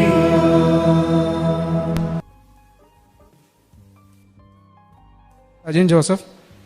ഞാൻ Kurumbanadam saint Antony's forane church ഇടവകാംഗമാണ്. ഞാൻ ഇന്ത്യൻ എയർഫോഴ്സിൽ ഹെലികോപ്റ്റർ ടെക്നീഷ്യനായിട്ട് വർക്ക് ചെയ്യുകയാണ്. കറൻ്റ്ലി ഞാൻ ചണ്ഡീഗഡിലാണ് പോസ്റ്റഡ് ആയിട്ടുള്ളത്. ഞാൻ 2022 നവംബർ 18 കൃപാസനത്തിൽ വന്ന് ആദ്യമായിട്ട് ഉടമ്പടി എടുക്കുന്നത്. അതിനുശേഷം ഞാനിപ്പോൾ 9 പ്രാവശ്യം ഉടമ്പടി പുതുക്കി. ആദ്യമായിട്ട് ഞാൻ ഇതിനു മുമ്പ് ഒരു പ്രാവശ്യം സാക്ഷ്യം പറഞ്ഞിട്ടുണ്ട്. ഇത് രണ്ടാമതാണ് ആൾത്താരയിൽ കയറി എനിക്ക് സാക്ഷ്യം പറയാൻ സാധിക്കുന്നത്. അതിന് എന്നെ അനുവദിച്ച ഈശോയ്ക്കും അമ്മയ്ക്ക് 1000 നന്ദി പറഞ്ഞുകൊണ്ട് തുടങ്ങട്ടെ. ആദ്യമായിട്ട് ഞാൻ സാക്ഷ്യം പറയാൻ ഉദ്ദേശിക്കുന്നത് എൻ്റെ വൈഫിന് കിട്ടിയ ഒരു സൗഖ്യത്തെക്കുറിച്ചാണ്. അതിനു മുമ്പ് ഇത് എൻ്റെ വൈഫ് അലീന, ഇത് വൈഫിൻ്റെ അമ്മ രാജി, ഇത് ഞങ്ങൾക്ക് അമ്മ മാതാവ് ഈശോയിൽ നിന്ന് മേടിച്ച് തന്ന ഞങ്ങളുടെ കുഞ്ഞ് ആൻ്റോണിയോ. വൈഫിന് കിട്ടിയ സൗഖ്യത്തെക്കുറിച്ച് വൈഫ് തന്നെ പറയുന്നതായിരിക്കും. 2023 ഫെബ്രുവരി 16 ഞങ്ങളുടെ വിവാഹം. അതിനുശേഷമാണ് എനിക്കൊരു ലോഞ്ചിറ്റ്യൂഡിനൽ വജൈനൽ സെപ്റ്റം ഉണ്ടെന്ന് മനസ്സിലായത്. അതൊരു തിക്ക് ഹൈമനാണെന്നാണ് ഞങ്ങൾ കരുതിയത്. ഡോക്ടറെ കണ്ടപ്പോൾ ഡോക്ടറാണ് പറഞ്ഞത് അതൊരു സെപ്റ്റം ആണെന്ന്. അത് സെപ്റ്റം 2 രീതിയിലുണ്ട്, ലോഞ്ചിറ്റ്യൂഡിനലും ട്രാൻസ്വേഴ്സും. അപ്പോൾ എൻ്റെത് ലോഞ്ചിറ്റ്യൂഡിനലാണ്. ലോഞ്ചിറ്റ്യൂഡിനൽ സെപ്റ്റം ഉള്ളിലോട്ടും കാണാനുള്ള സാധ്യതയുണ്ട് എന്നാണ് പറഞ്ഞത്. അപ്പോൾ അതിനുവേണ്ടി ഒരു സർജറി ചെയ്യേണ്ടി വരും. സർജറി കോംപ്ലിക്കേറ്റഡ് ആയിരിക്കും. ഇതൊരു റെയർ കേസുമാണെന്ന് ഡോക്ടർ പറഞ്ഞു. പിന്നീട് ഞങ്ങൾ പല ഗൈനക്കോളജിസ്റ്റുമാരെ കാണിച്ചപ്പോഴും അവരെല്ലാം ഇതേ അഭിപ്രായം തന്നെയാണ് പറഞ്ഞത്. ഇത് കേട്ടപ്പോൾ എനിക്ക് ഭയങ്കര ടെൻഷനും പേടിയും എന്ത് ചെയ്യണം അറിയാതെ കൺഫ്യൂഷനായിട്ടിരിക്കുന്ന ഒരവസ്ഥയൊക്കെ ആയിരുന്നു.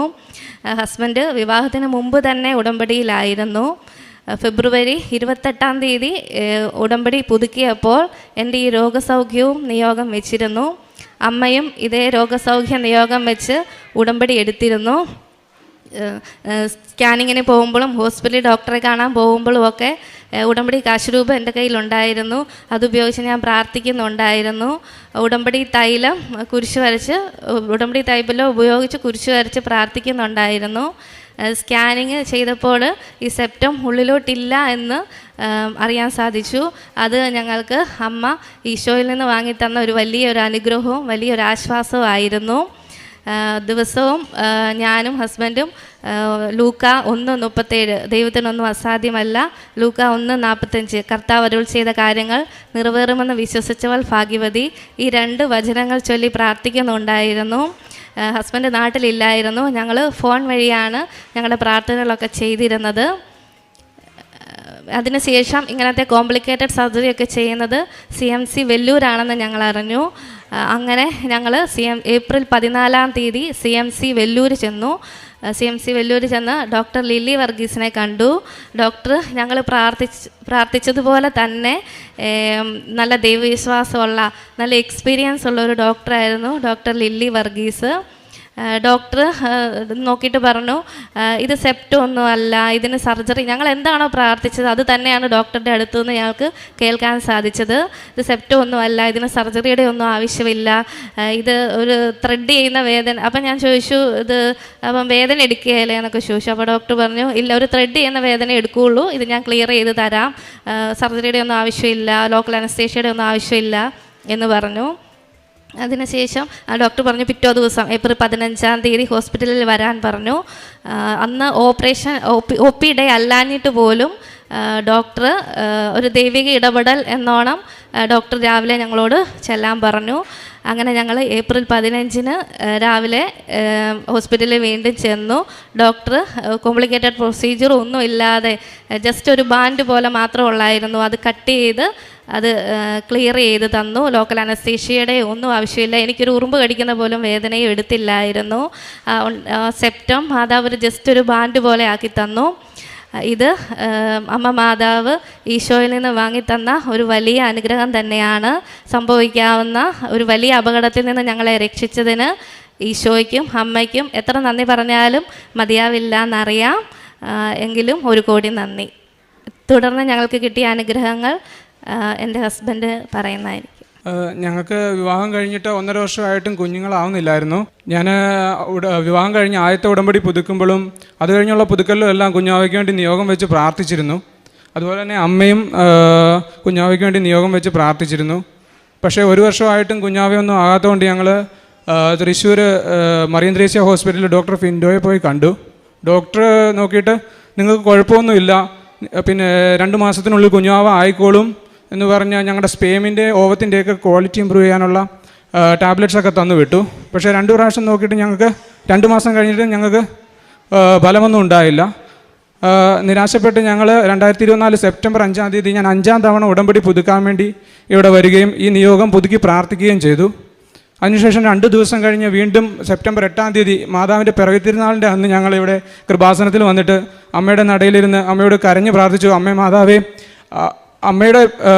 അമ്മ പിറന്ന ഈ മാസം തന്നെ ഞങ്ങൾക്ക് ഒരു കുഞ്ഞാവയെ തന്ന് ഞങ്ങളെ അനുഗ്രഹിക്കാൻ ഇടയാക്കണേ എന്ന് ഞങ്ങൾ കരഞ്ഞ് പ്രാർത്ഥിച്ചിട്ട് പോയി. അതിൻ്റെ ഫലമായിട്ട് ആ മാസം തന്നെ സെപ്റ്റംബർ മാസം തന്നെ വൈഫ് കൺസീവായി.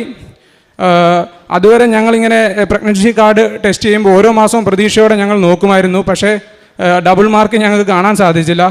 ഓരോ പ്രാവശ്യം ടെസ്റ്റ് ചെയ്യുമ്പോഴും റിസൾട്ട് നെഗറ്റീവ് ആയിരുന്നുകൊണ്ട് ഞങ്ങൾക്ക് ഭയങ്കര നിരാശയായിരുന്നു. ആ പ്രാവശ്യം ആദ്യമായിട്ട് ഞങ്ങൾക്ക് കാർഡിൽ ഡബിൾ മാർക്ക് കാണാൻ ഇടയായതുകൊണ്ട് ഞങ്ങൾ ഒരുപാട് സന്തോഷിച്ചു. അന്ന് ഞങ്ങൾ അനുഭവിച്ച സന്തോഷം എത്ര പറഞ്ഞറിയിക്കാനും പറ്റാത്തതാണ്. അങ്ങനെ ഞങ്ങൾ ആദ്യത്തെ 3 മാസത്തെ സ്കാനിങ്ങിൽ ഞങ്ങൾക്ക് എസ്റ്റിമേറ്റഡ് ഡെലിവറി ഡേറ്റ് ജൂൺ 15 കിട്ടിയത്. അപ്പം അതിനുശേഷമുള്ള പുതുക്കലിൽ ഞാനാണെങ്കിൽ ഇങ്ങനെ നിയോഗം വെച്ചു, അമ്മേ മാതാവേ, ഞങ്ങൾക്ക് അപ്പം ജൂൺ 15 ചേർന്ന് വരുന്ന ഒരു ഡേറ്റാണ് ജൂൻ 13, അന്തോണിസുനിയാളച്ചൻ്റെ തിരുനാൾ ദിവസമാണ്. അപ്പം ഞാനിങ്ങനെ നിയോഗം വെച്ചു, അമ്മേ മാതാവേ, ഞങ്ങൾക്ക് ജൂൺ 13-ാം തീയതി നോർമൽ ഡെലിവറിയിലൂടെ തന്നെ പൂർണ്ണ ആരോഗ്യത്തോടുള്ളൊരു ആൺകുഞ്ഞാവെ തന്ന് അനുഗ്രഹിക്കണമെന്ന് ഇങ്ങനെ നിയോഗം വെച്ചു. അപ്പം ഞാനിങ്ങനെ ആൺകുഞ്ഞാവെന്ന് വെച്ചതിൻ്റെ കാരണം എന്ന് വെച്ചാൽ ഞാൻ വർക്ക് ചെയ്യുന്ന ഹെലികോപ്റ്ററിൽ വെതർ റഡാർ പോലെയുള്ള ചില ഇലക്ട്രോണിക് എക്യുപ്മെൻറ്റ്സ് ഉണ്ട്. അപ്പോൾ അതിനൊക്കെ ഹൈലി റേഡിയേഷൻ ഉള്ള എക്യുപ്മെൻറ്റ്സ് ആണ്. അപ്പം ഞങ്ങളുടെ ഹെലികോപ്റ്ററിൽ വർക്ക് ചെയ്യുന്ന മാക്സിമം ആൾക്കാർക്ക് ആൺകുഞ്ഞുങ്ങൾ ഉണ്ടാവാറില്ല. അപ്പോൾ അത് സയൻറ്റിഫിക്കലി ശരിയാണെന്ന് അറിയത്തില്ല, അങ്ങനെ ഞങ്ങളുടെ ഫ്ലീറ്റിൽ പറയാറുമുണ്ട്. അപ്പം ആ ഒരു വിശ്വാസത്തിൻ്റെ പുറത്ത് ഞാനിങ്ങനെ പേടിച്ചിട്ടാണ് ആദ്യത്തെ കുഞ്ഞ് ആണായിരിക്കണേന്ന് ഇങ്ങനെ വെച്ചത്. അപ്പം അതുപോലെ തന്നെ മാതാവ് ഞങ്ങൾക്ക് നോർമൽ ഡെലിവറിയിലൂടെ പൂർണ്ണ ആരോഗ്യത്തോടുള്ള ഒരു ആൺകുഞ്ഞാവെ തന്നെ തന്ന് അനുഗ്രഹിച്ചു. പക്ഷേ ജൂൺ 13 എന്നുള്ള ഡേറ്റ് ഞാൻ വെച്ചത്, പക്ഷേ ജൂൺ 4 അവൻ വന്നത്. അത് പക്ഷേ എനിക്ക് നേരത്തെ തന്നെ മാതാവ് എനിക്ക് കാണിച്ചു തന്നിരുന്നു ജൂൺ 4 എന്നുള്ള ഡേറ്റ്. കാരണം ഞാൻ ഡെലിവറി ഡേറ്റ് എന്നായിരിക്കും അറിയാൻ വേണ്ടി മാതാവിനോട് പ്രാർത്ഥിക്കാൻ വേണ്ടി നമ്മുടെ മൊബൈലിലെ ഗ്യാലറിയിൽ ഇങ്ങനെ മാതാവിൻ്റെ ഒരു ഫോട്ടോ എടുത്ത് നോക്കി. അപ്പം ഞാൻ നോക്കിയപ്പോഴത്തേക്ക് ആ ഫോട്ടോ ഞാൻ ക്യാപ്ചർ ചെയ്ത ദിവസം 2024 ജൂൺ 4 അപ്പം ജൂൺ 4 തന്നെ ആയിരിക്കും ഡെലിവറി എന്ന് എൻ്റെ മനസ്സിൽ ഇങ്ങനെ തോന്നിച്ചു. അപ്പോൾ അത് ഞാൻ അന്ന് തന്നെ വൈഫിനോട് പറഞ്ഞു, ജൂൺ 4 തീയതി ആയിരിക്കും നമുക്ക് കുഞ്ഞാവ ഉണ്ടാകുന്നതെന്ന്. അതുപോലെ തന്നെ 2025 ജൂൺ 4 ഇവൻ ഉണ്ടായത്. അപ്പം അതായത് 2024 ജൂൺ 4 ഞങ്ങൾ ഇവിടെ ഉടമ്പടി എടുത്ത പുറത്തിറങ്ങി മാതാവിൻ്റെ രൂപം ആണ് ഞങ്ങൾ ഫോട്ടോ എടുത്തത്. അപ്പം അതേ ഡേറ്റിൽ ഒരു വർഷത്തിന് ശേഷം അതേ സമയം, ഏകദേശം ഇവൻ്റെ ഡെലിവറി സമയം 14:55, അതായത് 2:55 അപ്പോൾ അതേ സമയം തന്നെ ഒരു വർഷത്തിന് ശേഷം അതേ ദിവസം ഞങ്ങൾക്ക് കുഞ്ഞാവയെ തന്ന് അനുഗ്രഹിച്ചു. ഇതൊക്കെ മാതാവിൻ്റെ ശക്തമായ ഇടപെടലാണെന്ന് തെളിയിക്കാനുള്ള കാരണങ്ങളായി ഞങ്ങൾ കരുതുന്നു. അതിന് അമ്മയ്ക്ക് 1000 നന്ദി പറഞ്ഞു, അമ്മയ്ക്കും തിരുകുമാരനും 1000 നന്ദി പറയുന്നു. അതുപോലെ തന്നെ പക്ഷേ ഞങ്ങളുടെ ഈ പ്രഗ്നൻസി ടൈമിലാണെങ്കിലും ഡെലിവറി ടൈമിലാണെങ്കിലും ചില പരീക്ഷണങ്ങളിലൂടെയൊക്കെ ഞങ്ങൾക്ക് കടന്നു പോകേണ്ടതായിട്ട് വന്നിരുന്നു. അതിൽ ഒന്നാമതായിട്ട് 5-ാം മാസത്തെ സ്കാനിങ്ങിൽ ഇവളുടെ ഈ പ്ലാസൻ്റയുടെ വലിപ്പം കുറച്ച് കുറവാണെന്ന് പറഞ്ഞു. അപ്പോൾ അതിൻ്റെ ഭാഗമായിട്ട് കുഞ്ഞിൻ്റെ ഗ്രോത്തിനെ അത് ബാധിക്കാമെന്നും 7-ാം മാസത്തെ സ്കാനിങ്ങിൽ ഇൻ കേസ് എന്തെങ്കിലും പ്രോബ്ലംസ് ഉണ്ടെങ്കിൽ 37-ാമത്തെ ആഴ്ച തന്നെ കുഞ്ഞിനെ സിസേറിയനിലൂടെ പുറത്തെടുക്കേണ്ടി വരുമെന്നൊക്കെ പറഞ്ഞു. ഇത് കേട്ടിട്ട് ഞങ്ങൾ കുറച്ച് വിഷമിച്ചു. പക്ഷേ ഞങ്ങൾ വിശ്വാസത്തോടെ പ്രാർത്ഥിച്ചുകൊണ്ടിരുന്നു. ഞങ്ങൾ ഓരോ സ്കാനിങ്ങിന് പോകുമ്പോഴും ചെക്കപ്പിന് പോകുമ്പോഴും ഒക്കെ ഉടമ്പടി കാശുരൂപം കയ്യിൽ കരുതിയിട്ടാണ് പോകുന്നത്. അതുപോലെ തന്നെ വയറ്റിൽ ഉടമ്പടി തൈലം പ്രാർത്ഥിച്ചും നിരന്തരം വചനങ്ങൾ ചൊല്ലി പ്രാർത്ഥിച്ചും വചനക്കൊന്ത ചൊല്ലിയും ഒക്കെയാണ് ഞങ്ങൾ ആശുപത്രിയിൽ പൊയ്ക്കൊണ്ടിരുന്നത്. അതിൻ്റെ ഫലമായിട്ട് 7-ാം മാസത്തെ സ്കാനിങ്ങിൽ കുഞ്ഞിൻ്റെ ഗ്രോത്തിനൊന്നും യാതൊരുവിധ കുഴപ്പമില്ലെന്നും കുഞ്ഞ് പൂർണ്ണ ആരോഗ്യവാനായിട്ട് ഇരിക്കുന്നെന്നും ഒക്കെ ഞങ്ങൾക്ക് അറിയാൻ സാധിച്ചു. അതുപോലെ തന്നെ നോർമൽ ഡെലിവറിക്കുള്ള എല്ലാ പാരാമീറ്റേഴ്സും ഓക്കെ ആയിരുന്നു. പിന്നെ വേറൊരു പരീക്ഷണം ഞങ്ങൾ നേരിടേണ്ടി വരുന്നതെന്ന് പറഞ്ഞു കഴിഞ്ഞാൽ ഡെലിവറി ഡേറ്റ് ജൂൺ 15 തന്നിരുന്നു. അതുകൊണ്ട് ഞാൻ മെയ് ലാസ്റ്റ് വീക്ക് മുതൽ ജൂൺ ലാസ്റ്റ് വരെ അങ്ങനെ ഒരു 35 ദിവസത്തെ ലീവായിരുന്നു പ്ലാൻ ചെയ്തിരുന്നത്. ഞാനങ്ങനെ ഓഫീസിൽ ലീവ് പ്ലാൻ കൊടുക്കുകയും അത് അപ്രൂവ് ആയിട്ടൊക്കെ ഇരിക്കുകയായിരുന്നു. അപ്പോഴാണ് പാകിസ്ഥാനും ഇന്ത്യയും തമ്മിലുള്ള പ്രശ്നം മെയ് ഫസ്റ്റ് വീക്കിൽ ഉണ്ടാകുന്നതും അങ്ങനെ അതിൻ്റെ ഭാഗമായിട്ട് ഞങ്ങളുടെ ലീവെല്ലാം ക്യാൻസൽ ആവുകയും ലീവിന് ഓൾറെഡി ആയിരിക്കുന്നവരെ തിരിച്ച് ഡ്യൂട്ടിക്ക് വിളിപ്പിക്കുകയൊക്കെ ചെയ്തത് ഓപ്പറേഷൻ സിന്ദൂറിൻ്റെ ഭാഗമായിട്ട്. അങ്ങനെ ഞാൻ ആകെ ധർമ്മസങ്കടത്തിലായി. ആറ്റുനോറ്റുണ്ടായിരുന്ന ഒരു കുഞ്ഞിൻ്റെ ഡെലിവറിക്ക് പോരാൻ പറ്റത്തില്ലല്ലോ. പിന്നെ അതുപോലെ തന്നെ കൂനിന്മേൽ കുരു എന്ന പോലെ എനിക്ക് ആ സമയത്ത് ഒരു സെക്യൂരിറ്റി റിലേറ്റഡ് ആയിട്ടുള്ള ഒരു ഡ്യൂട്ടിയാണ് ചെയ്യേണ്ടിയിരുന്നത്. അത് ഞങ്ങളുടെ 5 വർഷത്തെ ടെന്യൂറിൽ 1 മാസമൊക്കെ വരുന്ന ഡ്യൂട്ടിയാണ്. ഞങ്ങളുടെ പ്രൊഫഷണൽ പണികൾക്ക് പുറമെ ഇങ്ങനെ സെക്യൂരിറ്റി റിലേറ്റഡ് ഡ്യൂട്ടി ചെയ്യേണ്ടതായി വരും. കറക്റ്റ് എനിക്ക് ആ മെയ് മാസത്തിൽ സെക്യൂരിറ്റി റിലേറ്റഡ് ഡ്യൂട്ടി ചെയ്യേണ്ട വന്നു. അതായത് ക്വിക്ക് റിയാക്ഷൻ ടീം എന്ന് പറഞ്ഞ ഒരു ടീമിൽ ഡ്യൂട്ടി ചെയ്യണമായിരുന്നു. അതായത് ഞങ്ങളുടെ എയർഫോഴ്സ് സ്റ്റേഷനിൽ എന്ത് സെക്യൂരിറ്റി ത്രെറ്റ് വന്നാലും ആദ്യമായിട്ട് പ്രതികരിക്കുന്നത് ഞങ്ങളായിരിക്കും. അപ്പം ആ ഒരു ഡ്യൂട്ടി വന്നു. അപ്പം പാകിസ്ഥാനാണെങ്കിൽ ഇന്ത്യക്ക് നേരെ മിസൈൽസ്, പ്രത്യേകിച്ച് ഞങ്ങളുടെ ചണ്ഡീഗഡ് എയർബേസിന് നേരെയൊക്കെ മിസൈൽസും ഡ്രോൺസും ഒക്കെ നിരന്തരം അവർ വിക്ഷേപിക്കുന്നുണ്ടായിരുന്നു. അപ്പം ആ സമയത്ത് ഞങ്ങൾക്ക് വെപ്പൺസുമായിട്ട് ഡ്രോൺ എങ്ങാനും ഞങ്ങളുടെ എയർബേസിൽ കടന്നു കഴിഞ്ഞാൽ ഞങ്ങളതിനെ വെടിവെച്ച് വീഴ്ത്തണം ആയിരുന്നു. അപ്പം ഞാൻ ആകെ വിഷമിച്ചു. കാരണം ആറ്റുനോറ്റൊരു കുഞ്ഞാവ ഉണ്ടാകാൻ പോകുന്ന കുഞ്ഞാവയുടെ മുഖം പോലും കാണാതെ ഇവരെ ഇങ്ങനെ ഒറ്റയ്ക്കായിട്ട് എനിക്ക് പോകേണ്ടി വരുമോ എന്നൊക്കെ ഭയങ്കര സങ്കടമായിരുന്നു. അങ്ങനെ ഒട്ടും വിചാരിച്ചില്ല. കാരണം പ്രശ്നം ദിവസം തോറും ഇങ്ങനെ രൂക്ഷമായിക്കൊണ്ടിരിക്കുകയായിരുന്നു. ഓരോ ദിവസം ചെല്ലും തോറും വലിയൊരു യുദ്ധത്തിലേക്ക് പോകുന്ന സാഹചര്യമായിരുന്നു. പക്ഷേ ഞാൻ വിശ്വാസത്തോടെ പ്രാർത്ഥിച്ചു. മരണത്തിൻ്റെ നിഴൽ വീണ താഴ്വരയിലൂടെയാണ് നിങ്ങൾ നടക്കുന്നതെങ്കിലും ദൈവം കൂടെ ഉണ്ടെങ്കിലും ഒന്നും സംഭവിക്കില്ലെന്നുള്ള വചനത്തിൽ ഉറച്ചു വിശ്വസിച്ചുകൊണ്ട് ഞാനിങ്ങനെ നിരന്തരം ഡ്യൂട്ടി റൂമിൽ പോലും ഉടമ്പടി തിരിയൊക്കെ കത്തിച്ചു വെച്ച് നിരന്തരം മുടങ്ങാതെ പ്രാർത്ഥിക്കുമായിരുന്നു. അതിൻ്റെ ഫലമായിട്ട് മെയ് പകുതിയോടുകൂടെ അത്ഭുതകരമായിട്ട് സീസ് ഫയർ പ്രാബല്യത്തിൽ വരികയും ഞങ്ങളുടെ ലീവൊക്കെ നോർമൽ ആവുകയും ഞാൻ പ്ലാൻ ചെയ്തതുപോലെ 35 ദിവസത്തെ ലീവ് എനിക്ക് പോരാൻ പറ്റുകയും ചെയ്തു. അങ്ങനെ ഡെലിവറി ടൈമിലും എല്ലാം കുഞ്ഞിൻ്റെ കൂടെ ഡെലിവറി കഴിഞ്ഞും 2 ആഴ്ച നിൽക്കാൻ പറ്റി. അങ്ങനെ വലിയൊരു അനുഗ്രഹം, ഞാൻ ഒട്ടും പ്രതീക്ഷിക്കാത്ത ഒരു വലിയ അനുഗ്രഹം മാതാവ് എനിക്ക് ഈശോയിൽ നിന്ന് മേടിച്ചു തന്നു. അതിനും അമ്മയ്ക്കും തിരുക്കുമാരനും 1000 നന്ദി അർപ്പിക്കുന്നു. അതുപോലെ തന്നെ ഡെലിവറി സമയത്ത് ഞങ്ങൾക്ക് പിന്നീട് കുറച്ച് പരീക്ഷണങ്ങൾ നേരിടേണ്ടി വന്നു. അതായത് ജൂൺ 2-ാം തീയതി ആയിരുന്നു വൈഫിൻ്റെ അഡ്മിഷൻ. 3-ാം തീയതി ഇൻഡ്യൂസ് ചെയ്യാൻ വേണ്ടി മരുന്ന് വെച്ചിട്ട് പെയിൻ വന്നില്ല. പിന്നെ അത് കഴിഞ്ഞ് ഫോളിസ് ഇട്ട് കഴിഞ്ഞപ്പോഴത്തേക്ക് രാത്രിയൊക്കെ ആയപ്പോഴത്തേക്ക് അവളുടെ ഫ്ലൂയിഡ് ലീക്ക് ആയായിരുന്നു. അപ്പം പക്ഷേ രാത്രി ആയതുകൊണ്ട് പ്രൊസീജിയർ ബാക്കി ചെയ്തില്ല. രാവിലെ ലേബർ റൂമിൽ കയറ്റാമെന്ന് പറഞ്ഞു. അപ്പോൾ രാത്രി മുഴുവൻ ഇവൾ വേദന ഇങ്ങനെ ഇൻ്റർമിറ്റൻ്റായിട്ട് വന്നുകൊണ്ടിരുന്നത് കൊണ്ട് ഒരുപോലെ കണ്ണടയ്ക്കാൻ പറ്റാതെ പിന്നെ കുഞ്ഞിൻ്റെ ഹാർട്ട് ബീറ്റൊക്കെ മോണിറ്റർ ചെയ്തുകൊണ്ടിരിക്കുകയായിരുന്നു. അങ്ങനെ അടുത്ത ദിവസം 4-ാം തീയതി രാവിലെ ലേബർ റൂമിൽ കയറ്റിയെങ്കിലും മണിക്കൂറുകൾ കടന്നു പോയിട്ടും ഞാനും അമ്മയും ലേബർ റൂമിന് പുറത്തിരുന്ന് നിരന്തരം പ്രാർത്ഥിച്ചുകൊണ്ടിരുന്നു. പക്ഷേ മണിക്കൂറുകൾ കടന്നു പോകുന്നെങ്കിലും കുഞ്ഞ് പുറത്ത് വരുന്നില്ലായിരുന്നു. അതായത് 10-ആയി 11-ആയി 12-ആയി കുഞ്ഞ് പുറത്ത് വരുന്നില്ല. ഞങ്ങളാകെ ടെൻഷൻ അടിച്ച് പ്രാർത്ഥിച്ചുകൊണ്ടിരുന്നു. അപ്പോൾ ഞാനിങ്ങനെ ഇടയ്ക്ക് ആദ്യം ഇവളുടെ കാശ് രൂപം ഞാൻ ലേബർ റൂമിൽ കയറുന്നതിന് മുമ്പേ കാശ് രൂപം കൊടുത്തപ്പം അവൾ കുറച്ച് കഴിഞ്ഞ് തിരിച്ചു തന്നു. കാരണം പെയിൻ എടുക്കുന്ന സമയത്ത് അങ്ങനെ അവളുടെ കയ്യിൽ നിന്ന് നഷ്ടപ്പെട്ടുവോ എന്നുള്ള പേടിയുന്നുണ്ട് എൻ്റെ കയ്യിൽ തന്നെ തിരിച്ചു തന്നായിരുന്നു. പക്ഷേ ഇങ്ങനെ വൈകുന്നത് കൊണ്ട് ഞാൻ ടെൻഷൻ അടിച്ചിട്ട് കാശ് രൂപം പുറത്ത് ഒരു സിസ്റ്ററിനെ ഏൽപ്പിച്ചു. സിസ്റ്ററെ എങ്ങനെയെങ്കിലും അവളുടെ കയ്യിൽ ഒട്ടിച്ചെങ്കിലും വെക്കണേന്ന് പറഞ്ഞ് ആ കാശ് രൂപം കൊടുത്തു വിട്ടു. അപ്പം സിസ്റ്റർ അവളുടെ ഹോസ്പിറ്റൽ ബാൻഡിൽ ഈ കാശ് രൂപം ഒട്ടിച്ചു വെച്ചു. അങ്ങനെ എന്തായാലും പിന്നെ ഞാൻ 12 ആയി 1 ആയി 2 ആയി 2 മണിയായിട്ടും കുഞ്ഞു പുറത്ത് വരുന്നില്ല. ഫ്ലൂയിഡ് ഓൾറെഡി ലീക്ക് ആയിട്ടിരിക്കുകയാണല്ലോ. അപ്പം കുഞ്ഞിന് അധികം നേരം അങ്ങനെ സേഫായിട്ട് ഇരിക്കാൻ പറ്റത്തില്ല ഒരുപാട് നേരം. അപ്പം ആകെ ടെൻഷൻ അടിച്ചു. പിന്നെ ഞാൻ അങ്ങ് കരഞ്ഞ് പ്രാർത്ഥിച്ചു, മാതാവേ എങ്ങനെയെങ്കിലും കരുണയുടെ മണിക്കൂറായ 3 മണിക്ക് മുമ്പ് തന്നെയെങ്കിലും ഞങ്ങളുടെ കുഞ്ഞാവേ ഞങ്ങൾക്ക് തരണേന്ന്. അപ്പം പക്ഷേ എനിക്ക് അധികം ടെൻഷൻ അങ്ങനെ ഭയങ്കര സാധാരണ ഒരു ചെറിയ കാര്യത്തിന് പോലും ഭയങ്കരമായിട്ട് ടെൻഷൻ അടിക്കുന്ന ആളാണ്.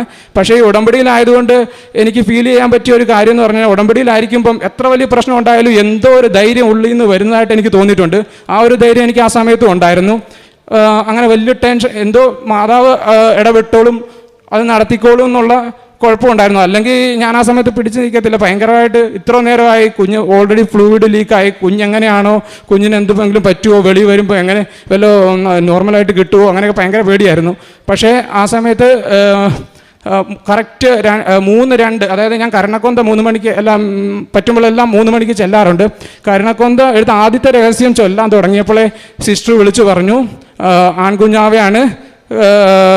ആ സന്തോഷ വാർത്ത ഞങ്ങളെ അറിയിച്ചു. അങ്ങനെ അവൻ്റെ ഡെലിവറി സമയം 2:55 അപ്പോൾ 3 മണിക്ക് മുമ്പ് തന്നെ അവൻ്റെ ഡെലിവറി ആവുകയും പൂർണ്ണാരോഗ്യത്തോടുകൂടെ അവനെ ഞങ്ങൾക്ക് ലഭിക്കുകയും ചെയ്തു. ഈ വലിയ അനുഗ്രഹത്തിന് തിരുക്കുമാരനും അമ്മയ്ക്കും 1000 നന്ദി പറയുന്നു. അതുപോലെ തന്നെ കുഞ്ഞിൻ്റെ ആദ്യത്തെ ബ്ലഡ് ടെസ്റ്റിൽ അവന് TSH നോർമലായിരുന്നില്ല. അപ്പം വൈഫിന് തൈറോയിഡിൻ്റെ ഇഷ്യൂ ഉണ്ട്. അപ്പം ഞാൻ ആകെ ടെൻഷനായി, കൊച്ചിനും ഇനി തൈറോയിഡിൻ്റെ ഇഷ്യൂ വല്ലതും ആണോ, ഭയങ്കര ഒരു വിഷമത്തിലായി. അത് കഴിഞ്ഞ് 2ാം പ്രാവശ്യം അവിടെ വെച്ച് ഹോസ്പിറ്റലിൽ വെച്ച് ബ്ലഡ് എടുത്ത് നോക്കി, അപ്പോഴും TSH നോർമൽ ആയിരുന്നില്ല. അപ്പം ഞാൻ ആകെ നിരാശനായി, ഭയങ്കരമായിട്ട് പ്രാർത്ഥിച്ചു, കരഞ്ഞു പ്രാർത്ഥിച്ചു, എൻ്റെ കർത്താവെ എങ്ങനെയെങ്കിലും കൊച്ചിനെ TSH നോർമലാക്കി തരണേ എന്ന് പ്രാർത്ഥിച്ചു. തിരുരക്തം കൊണ്ട് കഴുകി അവന് സൗഖ്യം കൊടുക്കണമെന്ന് പ്രാർത്ഥിച്ചു. അതിൻ്റെ ഫലമായിട്ട് ഡിസ്ചാർജിന് മുമ്പ് 3ാം പ്രാവശ്യം ബ്ലഡ് എടുത്ത് നോക്കിയപ്പോഴത്തേക്ക് TSH നോർമലായിരുന്നു. ഈ വലിയ സൗഖ്യം അമ്മ വഴി കർത്താവ് ഞങ്ങൾക്ക് ചെയ്തു തന്നാണെന്ന് ഞാൻ ഉറച്ചു വിശ്വസിക്കുന്നു. അതിനും അമ്മയ്ക്കും തിരുക്കുമാരനും 1000 നന്ദി പറയുന്നു. അതിനുശേഷം ഞങ്ങൾക്ക് വേറൊരു പരീക്ഷണം നേരിടേണ്ടി വന്നതെന്ന് പറഞ്ഞു കഴിഞ്ഞാൽ 1.5 മാസം ഇവന് പ്രായമുള്ളപ്പോൾ ഇവനൊരു പനി വന്നു. പനി വന്നതിന് ശേഷം ഇവനെ പീഡിയാട്രിഷനെ കാണിച്ചപ്പോൾ പുള്ളി ഇങ്ങനെ തലയിൽ ഇങ്ങനെ കൈവച്ചിട്ട് നോക്കിയപ്പം പറഞ്ഞു ഇവൻ്റെ ആൻറ്റീരിയർ ഫോണ്ടിനുള്ള ഗ്യാപ്പ് കുറച്ച് കുറവാണ്, MRI ചിലപ്പോൾ ചെയ്യേണ്ടി വരും, സർജറി വേണ്ടി വരും എന്നൊക്കെ പറഞ്ഞു. ഇത് കേട്ടപ്പോൾ ഞങ്ങൾ ആകെ തകർന്നു പോയി. ഞങ്ങൾ ഭയങ്കരമായിട്ട് കരഞ്ഞ് പ്രാർത്ഥിച്ചു. പക്ഷെ എനിക്ക് തോന്നുന്നു ഞാൻ ഡെലിവറിയൊക്കെ കഴിഞ്ഞ് ഞങ്ങൾ കുറച്ച് ഉടമ്പടി ഉഴപ്പുമൊക്കെ ചെയ്തു. കാര്യം സാധിച്ചു കഴിയുമ്പോഴത്തേക്ക് കുറച്ച് ഉഴപ്പുന്ന ഒരു ആ രീതിയിലായിപ്പോയി. അത് പിന്നെ ഞങ്ങൾ തമ്മിൽ കുറച്ച് വഴക്കൊക്കെ, ഉറക്കവും ശരിയാകാത്ത കൊണ്ടാണോ എന്താണെന്നറിയാം, പിന്നെ വഴക്കുമൊക്കെ ഉണ്ടായി, പ്രാർത്ഥനയൊക്കെ ഉഴപ്പി. അതുകൊണ്ടാണ് ഈ ഒരു ഞങ്ങളെല്ലാ ദിവസവും ഇവന് വേണ്ടി പ്രാർത്ഥിച്ചുകൊണ്ടൊക്കെ ഇരുന്നു. അപ്പം അവന് വേണ്ടി പ്രാർത്ഥിക്കാതൊക്കെ ആയതുകൊണ്ട് ഇങ്ങനൊരു പരീക്ഷണം തന്നെന്ന് ഞാൻ വിചാരിക്കുന്നു. അപ്പം പെട്ടെന്ന് ഞങ്ങൾ ശരിക്കും പിന്നെ തിരിച്ച് പ്രാർത്ഥിക്കാൻ തുടങ്ങി, ഭയങ്കരമായിട്ട് പ്രാർത്ഥിച്ചു. അതിൻ്റെ ഫലമായിട്ട് 2ാമത്തെ പ്രാവശ്യം വേറൊരു പീഡിയാട്രിഷനെ കാണിച്ചപ്പോൾ ഗ്യാപ്പൊക്കെ ആവശ്യത്തിനുണ്ട്, ഇതിന് സർജറിയുടെ ഒന്നും ആവശ്യമില്ല, യാതൊരു കുഴപ്പമില്ല, കുഞ്ഞിനൊരു കുഴപ്പമില്ല, MRI വേണ്ട, ഒന്നും വേണ്ട എന്ന് പറഞ്ഞു. ഇതും അമ്മ കർത്താവ് വഴി ഞങ്ങൾക്ക് നേടിത്തന്ന ഒരു വലിയ അനുഗ്രഹം. ഞങ്ങളുടെ ജീവൻ തന്നെ തിരിച്ചു കിട്ടിയതുപോലെ ഞങ്ങൾ ആറ്റുനോറ്റം ഉണ്ടായൊരു കൊച്ചിന് ഇങ്ങനൊരു പ്രശ്നം, അതായത് ഈ സർജറി കൊച്ചിന് ചെയ്യണമെന്നൊക്കെ പറയുമ്പോൾ നമ്മൾ അനുഭവിക്കുന്ന വേദന അത് പറഞ്ഞറിയിക്കാൻ പറ്റത്തില്ല. കാരണം ഒരു ഈ സ്നേഹം കൊച്ചുങ്ങൾക്ക് ഉണ്ടാകുമ്പോൾ ആ ഒരു അതായത് അപ്പോഴാണ് എനിക്ക് ഒരു കാര്യം മനസ്സിലായത്, ഈ ഈശോയോട് പിതാവായ ദൈവത്തിനുള്ള സ്നേഹം, ഈശോ അനുഭവിച്ച പീഡകളുടെയൊക്കെ വിലയൊക്കെ എനിക്ക് മനസ്സിലായി. കാരണം അവൻ്റെ ദേഹത്ത് സർജറി എന്ന് പറഞ്ഞപ്പോൾ എനിക്ക് റിയൽ ആ ഒരു പെയിൻ മനസ്സിലാക്കാൻ സാധിച്ചു. ആകെ തകർന്നു പോയ അവസ്ഥയിൽ നിന്നും അമ്മ മാതാവ് ഞങ്ങളെ കരകയറ്റി. ഇത്രയധികം നന്മകൾ ഞങ്ങൾക്ക് ചെയ്തു തന്നതിന് അമ്മ മാതാവിനും ഈശോയ്ക്കും 1000 നന്ദി പറഞ്ഞുകൊള്ളുന്നു. കാരുണ്യ പ്രവൃത്തിയായിട്ട് ഞാൻ ചെയ്തുകൊണ്ടിരുന്നതെന്ന് പറഞ്ഞു കഴിഞ്ഞാൽ ഇപ്പോൾ ചണ്ഡീഗഡ് ആയതുകൊണ്ട് അവിടെ Mother Teresa charitable Mother Teresa sisters നടത്തുന്ന ചാരിറ്റബിൾ സൊസൈറ്റി ഉണ്ട്. അവിടെ മെൻ്റലി ഹാൻഡിക്യാപ്ഡ് ആയിട്ടുള്ള, ഫിസിക്കലി ഹാൻഡിക്യാപ്ഡ് ആയിട്ടുള്ള ആൾക്കാരൊക്കെ ഉണ്ട്. അപ്പോൾ അവിടെ ഞാൻ സാധിക്കുമ്പോഴെല്ലാം പോകാറുണ്ട്, അവരുമായിട്ട് സമയം ചെലവഴിക്കാറുണ്ട്. പിന്നെ അവർക്ക് വേണ്ട ഭൗതികമായിട്ടുള്ള സഹായങ്ങളൊക്കെ ചെയ്തു കൊടുക്കാറുണ്ട്. അതുപോലെ തന്നെ ചണ്ഡീഗഡിൽ നമ്മുടെ ഞങ്ങളുടെ സീറോ മലബാർ മലയാളം കുർബാന ഒക്കെയുള്ള പള്ളിയുണ്ട്. അപ്പം ദിവസവും എനിക്ക് ഡ്യൂട്ടി ഇല്ലാത്തപ്പോഴൊക്കെ കുർബാനയ്ക്ക് പോകാൻ പറ്റുന്നുണ്ട്. ദിവസവും വൈകിട്ട് കുർബാനയുണ്ട്, നമ്മുടെ മലയാളം കുർബാനയുണ്ട്. അതുപോലെ തന്നെ അച്ഛന്മാരാണെങ്കിലും ഇഷ്ടംപോലെ മലയാളി അച്ഛന്മാരുണ്ട്. അപ്പം ആത്മീയമായിട്ടുള്ള എല്ലാ കാര്യങ്ങൾക്കും അവിടെ നല്ല സൗകര്യമുണ്ട്. പിന്നെ പള്ളിയിൽ വരുന്ന അനാഥനായിട്ടുള്ള ഒരു വ്യക്തിക്ക് ഞാനാണെങ്കിൽ പുള്ളിക്ക് ആവശ്യമായിട്ടുള്ള സഹായങ്ങളൊക്കെ, പുള്ളിക്ക് ആവശ്യമായിട്ടുള്ള സാധനങ്ങളൊക്കെ മേടിച്ചു കൊടുക്കാറുണ്ട്. വിൻ്ററൊക്കെ വന്നപ്പം കമ്പിളിയാണെങ്കിലും സ്വെറ്ററാണെങ്കിലും അങ്ങനത്തെ കാര്യങ്ങളൊക്കെ പുള്ളിക്ക് മേടിച്ചു കൊടുത്തിട്ടുണ്ട്. പിന്നെ പ്രേക്ഷിത പ്രവർത്തനമായിട്ട് ഹിന്ദി പത്രവും ഇംഗ്ലീഷ് പത്രവും ഒക്കെ മേടിച്ചു കൊടുത്ത് അവിടങ്ങളിലെ പള്ളികളിലും പിന്നെ മെഡിക്കൽ കോളേജിൽ പോയിട്ട് അവിടുത്തെ രോഗികൾക്കൊക്കെ എനിക്ക് കിട്ടിയ ഈ അനുഗ്രഹങ്ങളെക്കുറിച്ചൊക്കെ പറഞ്ഞുകൊണ്ട് തന്നെ അവർക്കെല്ലാം കൃപാസനത്തെ പരിചയപ്പെടുത്തിക്കൊണ്ടും ലൈറ്റ് ക്യാൻഡിൽ പ്രയറിനെ കുറിച്ച് പറഞ്ഞു കൊടുത്തുകൊണ്ടും അവർക്ക് ഈ പത്രമൊക്കെ കൊടുക്കാറുണ്ട്. ഇത്രയൊക്കെയാണ് ഞാൻ ചെയ്യുന്ന പ്രേക്ഷിത പ്രവർത്തനങ്ങൾ. ചെറുതും വലുതുമായിട്ട് ഒട്ടനവധി അനുഗ്രഹങ്ങൾ ഇതുകൂടാതെ ഞങ്ങൾക്ക് ഞങ്ങളുടെ ജീവിതത്തിൽ തരുന്നുണ്ട്. ഓരോ ദിവസം ചെറിയ ചെറിയ കാര്യങ്ങൾ പറഞ്ഞാൽ പോലും അമ്മയെ വിളിച്ച് അത് ചെയ്ത് കഴിയുമ്പോൾ അതെല്ലാം ഓക്കെ ആകാറുണ്ട്. ഇപ്പോൾ ഉദാഹരണത്തിന് ട്രാഫിക്കിൽ ചണ്ഡീഗഡിലൊക്കെ സിഗ്നൽ ഇഷ്ടം പോലെ ഉണ്ട്. ഒരു ട്രാഫിക്കിൽ എനിക്ക് ഡ്യൂട്ടിക്ക് പോകുമ്പോൾ സമയം പെട്ടെന്ന് കുറവാണെങ്കിൽ അപ്പം പോലും മാതാവിനെ വിളിച്ചിട്ട് പോകുമ്പോൾ ട്രാഫിക്കെല്ലാം എനിക്ക് ക്ലിയറായി കിട്ടാറുണ്ട്. അങ്ങനെ ഒരുപാട് അനുഗ്രഹങ്ങൾ ചെയ്ത് തന്ന അമ്മയ്ക്കും തിരുക്കുമാറിനും 1000 നന്ദി അർപ്പിച്ചുകൊണ്ട് നിർത്തുന്നു. യേശുവേ സ്തോത്രം, യേശുവേ നന്ദി, ആവേ മരിയ. 139 സങ്കീർത്തനം 15 തിരുവചനം. ഞാൻ നിഗൂഢതയിൽ ഉരുവാക്കപ്പെടുകയും ഭൂമിയുടെ അധോഭാഗങ്ങളിൽ വെച്ച് സൂക്ഷ്മതയോടെ സൃഷ്ടിക്കപ്പെടുകയും ചെയ്തപ്പോൾ എൻ്റെ രൂപം അങ്ങേക്ക് അജ്ഞാതമായിരുന്നില്ല. എനിക്ക് രൂപം ലഭിക്കുന്നതിന് മുൻപ് തന്നെ അവിടുത്തെ കണ്ണുകൾ എന്നെ കണ്ടു. എനിക്ക് നിശ്ചയിക്കപ്പെട്ടിട്ടുള്ള നാളുകൾ ഉണ്ടാകുന്നതിന് മുൻപ് തന്നെ അങ്ങയുടെ പുസ്തകത്തിൽ അവ എഴുതപ്പെട്ടു. സജി ആലീന എന്ന ദമ്പതികളുടെ വളരെ ശക്തമായ പ്രത്യക്ഷീകരണ സാക്ഷ്യമാണ് നാം ഇപ്പോൾ കേട്ടത്. മകൻ അന്റോണിയ ജനിക്കുന്നതിനെക്കുറിച്ചുള്ള ദൈവത്തിൻ്റെ വലിയ വലിയ പദ്ധതികളെക്കുറിച്ചും എല്ലാം സജി വളരെ കൃത്യമായി നമ്മോട് ഏറ്റുപറയുകയായിരുന്നു. പരിശുദ്ധ അമ്മയുടെ ഇടപെടലിലൂടെ അദ്ദേഹത്തിൻ്റെ ജീവിതത്തിലുണ്ടായ വലിയ വലിയ അത്ഭുതങ്ങൾ അദ്ദേഹം സാക്ഷ്യപ്പെടുത്തുകയായിരുന്നു. അദ്ദേഹത്തിൻ്റെ 2ാമത്തെ സാക്ഷ്യമാണിത്. ഉടമ്പടി എടുക്കുന്നതിന് വിവാഹത്തിന് മുൻപ് തന്നെ അദ്ദേഹം ഉടമ്പടിയെടുത്ത് പ്രാർത്ഥിച്ച് തൻ്റെ പ്രവർത്തനങ്ങളെയും തൻ്റെ ജീവിത പദ്ധതിയാൽ അദ്ദേഹം ഒരുക്കി വെച്ചിരുന്നു എന്നാണ് നമുക്ക് ഈ സാക്ഷ്യത്തിലൂടെ മനസ്സിലാക്കുന്നത്. ഇവരുടെ വൈഫ് അലീന കൺസീവ് ആകുന്നതിൻ്റെ ഒരു വലിയ ആശങ്കയെക്കുറിച്ച് സജി ഇവിടെ പറയുകയുണ്ടായി. ആ ഒരു അസ്വസ്ഥതയിൽ നിന്ന് അവർ വിടുതൽ ലഭിക്കാൻ വേണ്ടി പരിശുദ്ധ അമ്മയോട് മാധ്യസ്ഥം അപേക്ഷിച്ച് പ്രാർത്ഥിക്കുകയും അതുപോലെ തന്നെ വചനങ്ങൾ ഉരുവിട്ടുകൊണ്ട് രണ്ടുപേരും മൊബൈലിലൂടെ കമ്മ്യൂണിക്കേഷൻ ചെയ്ത് ഒരു വളരെ ശക്തമായി വചനങ്ങൾ ഉരുവിട്ട് പ്രാർത്ഥിക്കുന്ന ഒരു പ്രാർത്ഥനാ രീതി അവർ ആവിഷ്കരിക്കുകയും ചെയ്തു. അതുപോലെ തന്നെ അവർക്കൊരു വലിയ റിസ്ക് ആയിരുന്നു. ഒരു കേട്ടുകേൾവിയോ അല്ലെങ്കിൽ ഒരു കിംവദന്തിയോ എന്തോ റേഡിയേഷൻ റഡാറിൽ വർക്ക് ചെയ്യുന്ന റേഡിയേഷനിൽ വർക്ക് ചെയ്യുന്ന ഒരാൾക്കും തന്നെ ഒരു ആൺകുഞ്ഞുണ്ടാകാനുള്ള സാധ്യതയില്ല എന്ന് സയൻറ്റിഫിക്കലി പ്രൂവ് ആണല്ലോ നമുക്കറിഞ്ഞുകൂടാ. സ്റ്റിൽ അത് ഇറ്റ് ഈസ് പ്രൂവ്ഡ് ദാറ്റ് ദൈവം തരുന്നത്, ദൈവമാണ് നമ്മുടെ ജെൻഡർ തീരുമാനിക്കുന്നത് എന്നുള്ളതിൻ്റെ ഒരു വലിയ തീരുമാനം കൂടിയാണ്.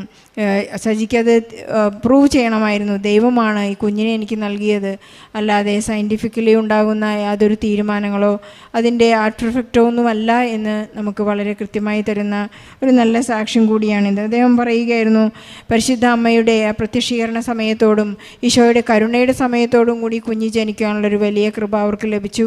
എല്ലാം അവർക്ക് ദൈവിക ഇടപെടലിനെ കുറിച്ച് കാണുവാനും എപ്പോഴും ഉടമ്പടിയിലായിരിക്കുവാനും ജീവിതത്തെ അതനുസരിച്ച് ക്രമീകരിക്കുവാനും എല്ലാ പ്രതിസന്ധി ഘട്ടങ്ങളിലും കുഞ്ഞ് ജനിച്ചതിന് ശേഷവും ഈ കുഞ്ഞിൻ്റെ TCH കറക്റ്റ് അല്ലായിരുന്ന സമയത്ത് ഒരു MRI ടെസ്റ്റ് വേണം, അല്ലെങ്കിൽ അതിനൊരു സർജറി വേണമെന്നൊക്കെ പറയുമ്പോഴും അതെല്ലാം സുവിശേഷത്തോട് കണക്ട് ചെയ്യാനും ഈശോ അനുഭവിച്ച വേദനകൾ, പിതാവായ ദൈവം ഈശോയെ നൽകുമ്പോഴുള്ള ഒരു വലിയ വേദനയോടുകൂടി നമുക്ക് ഈശോയെ നൽകിയത് കൈമാറിയതെല്ലാം സുവിശേഷത്തിലൂടെ ജീവിക്കുവാനും കൈമാറുവാനുമുള്ള ഒരു വലിയ ഹൈ റാങ്ക് ഓഫീസർക്ക് അത് സാധിക്കുന്നു എന്നുള്ളത് തന്നെ ഒരു വലിയ സുവിശേഷ ജീവിതമാണ്.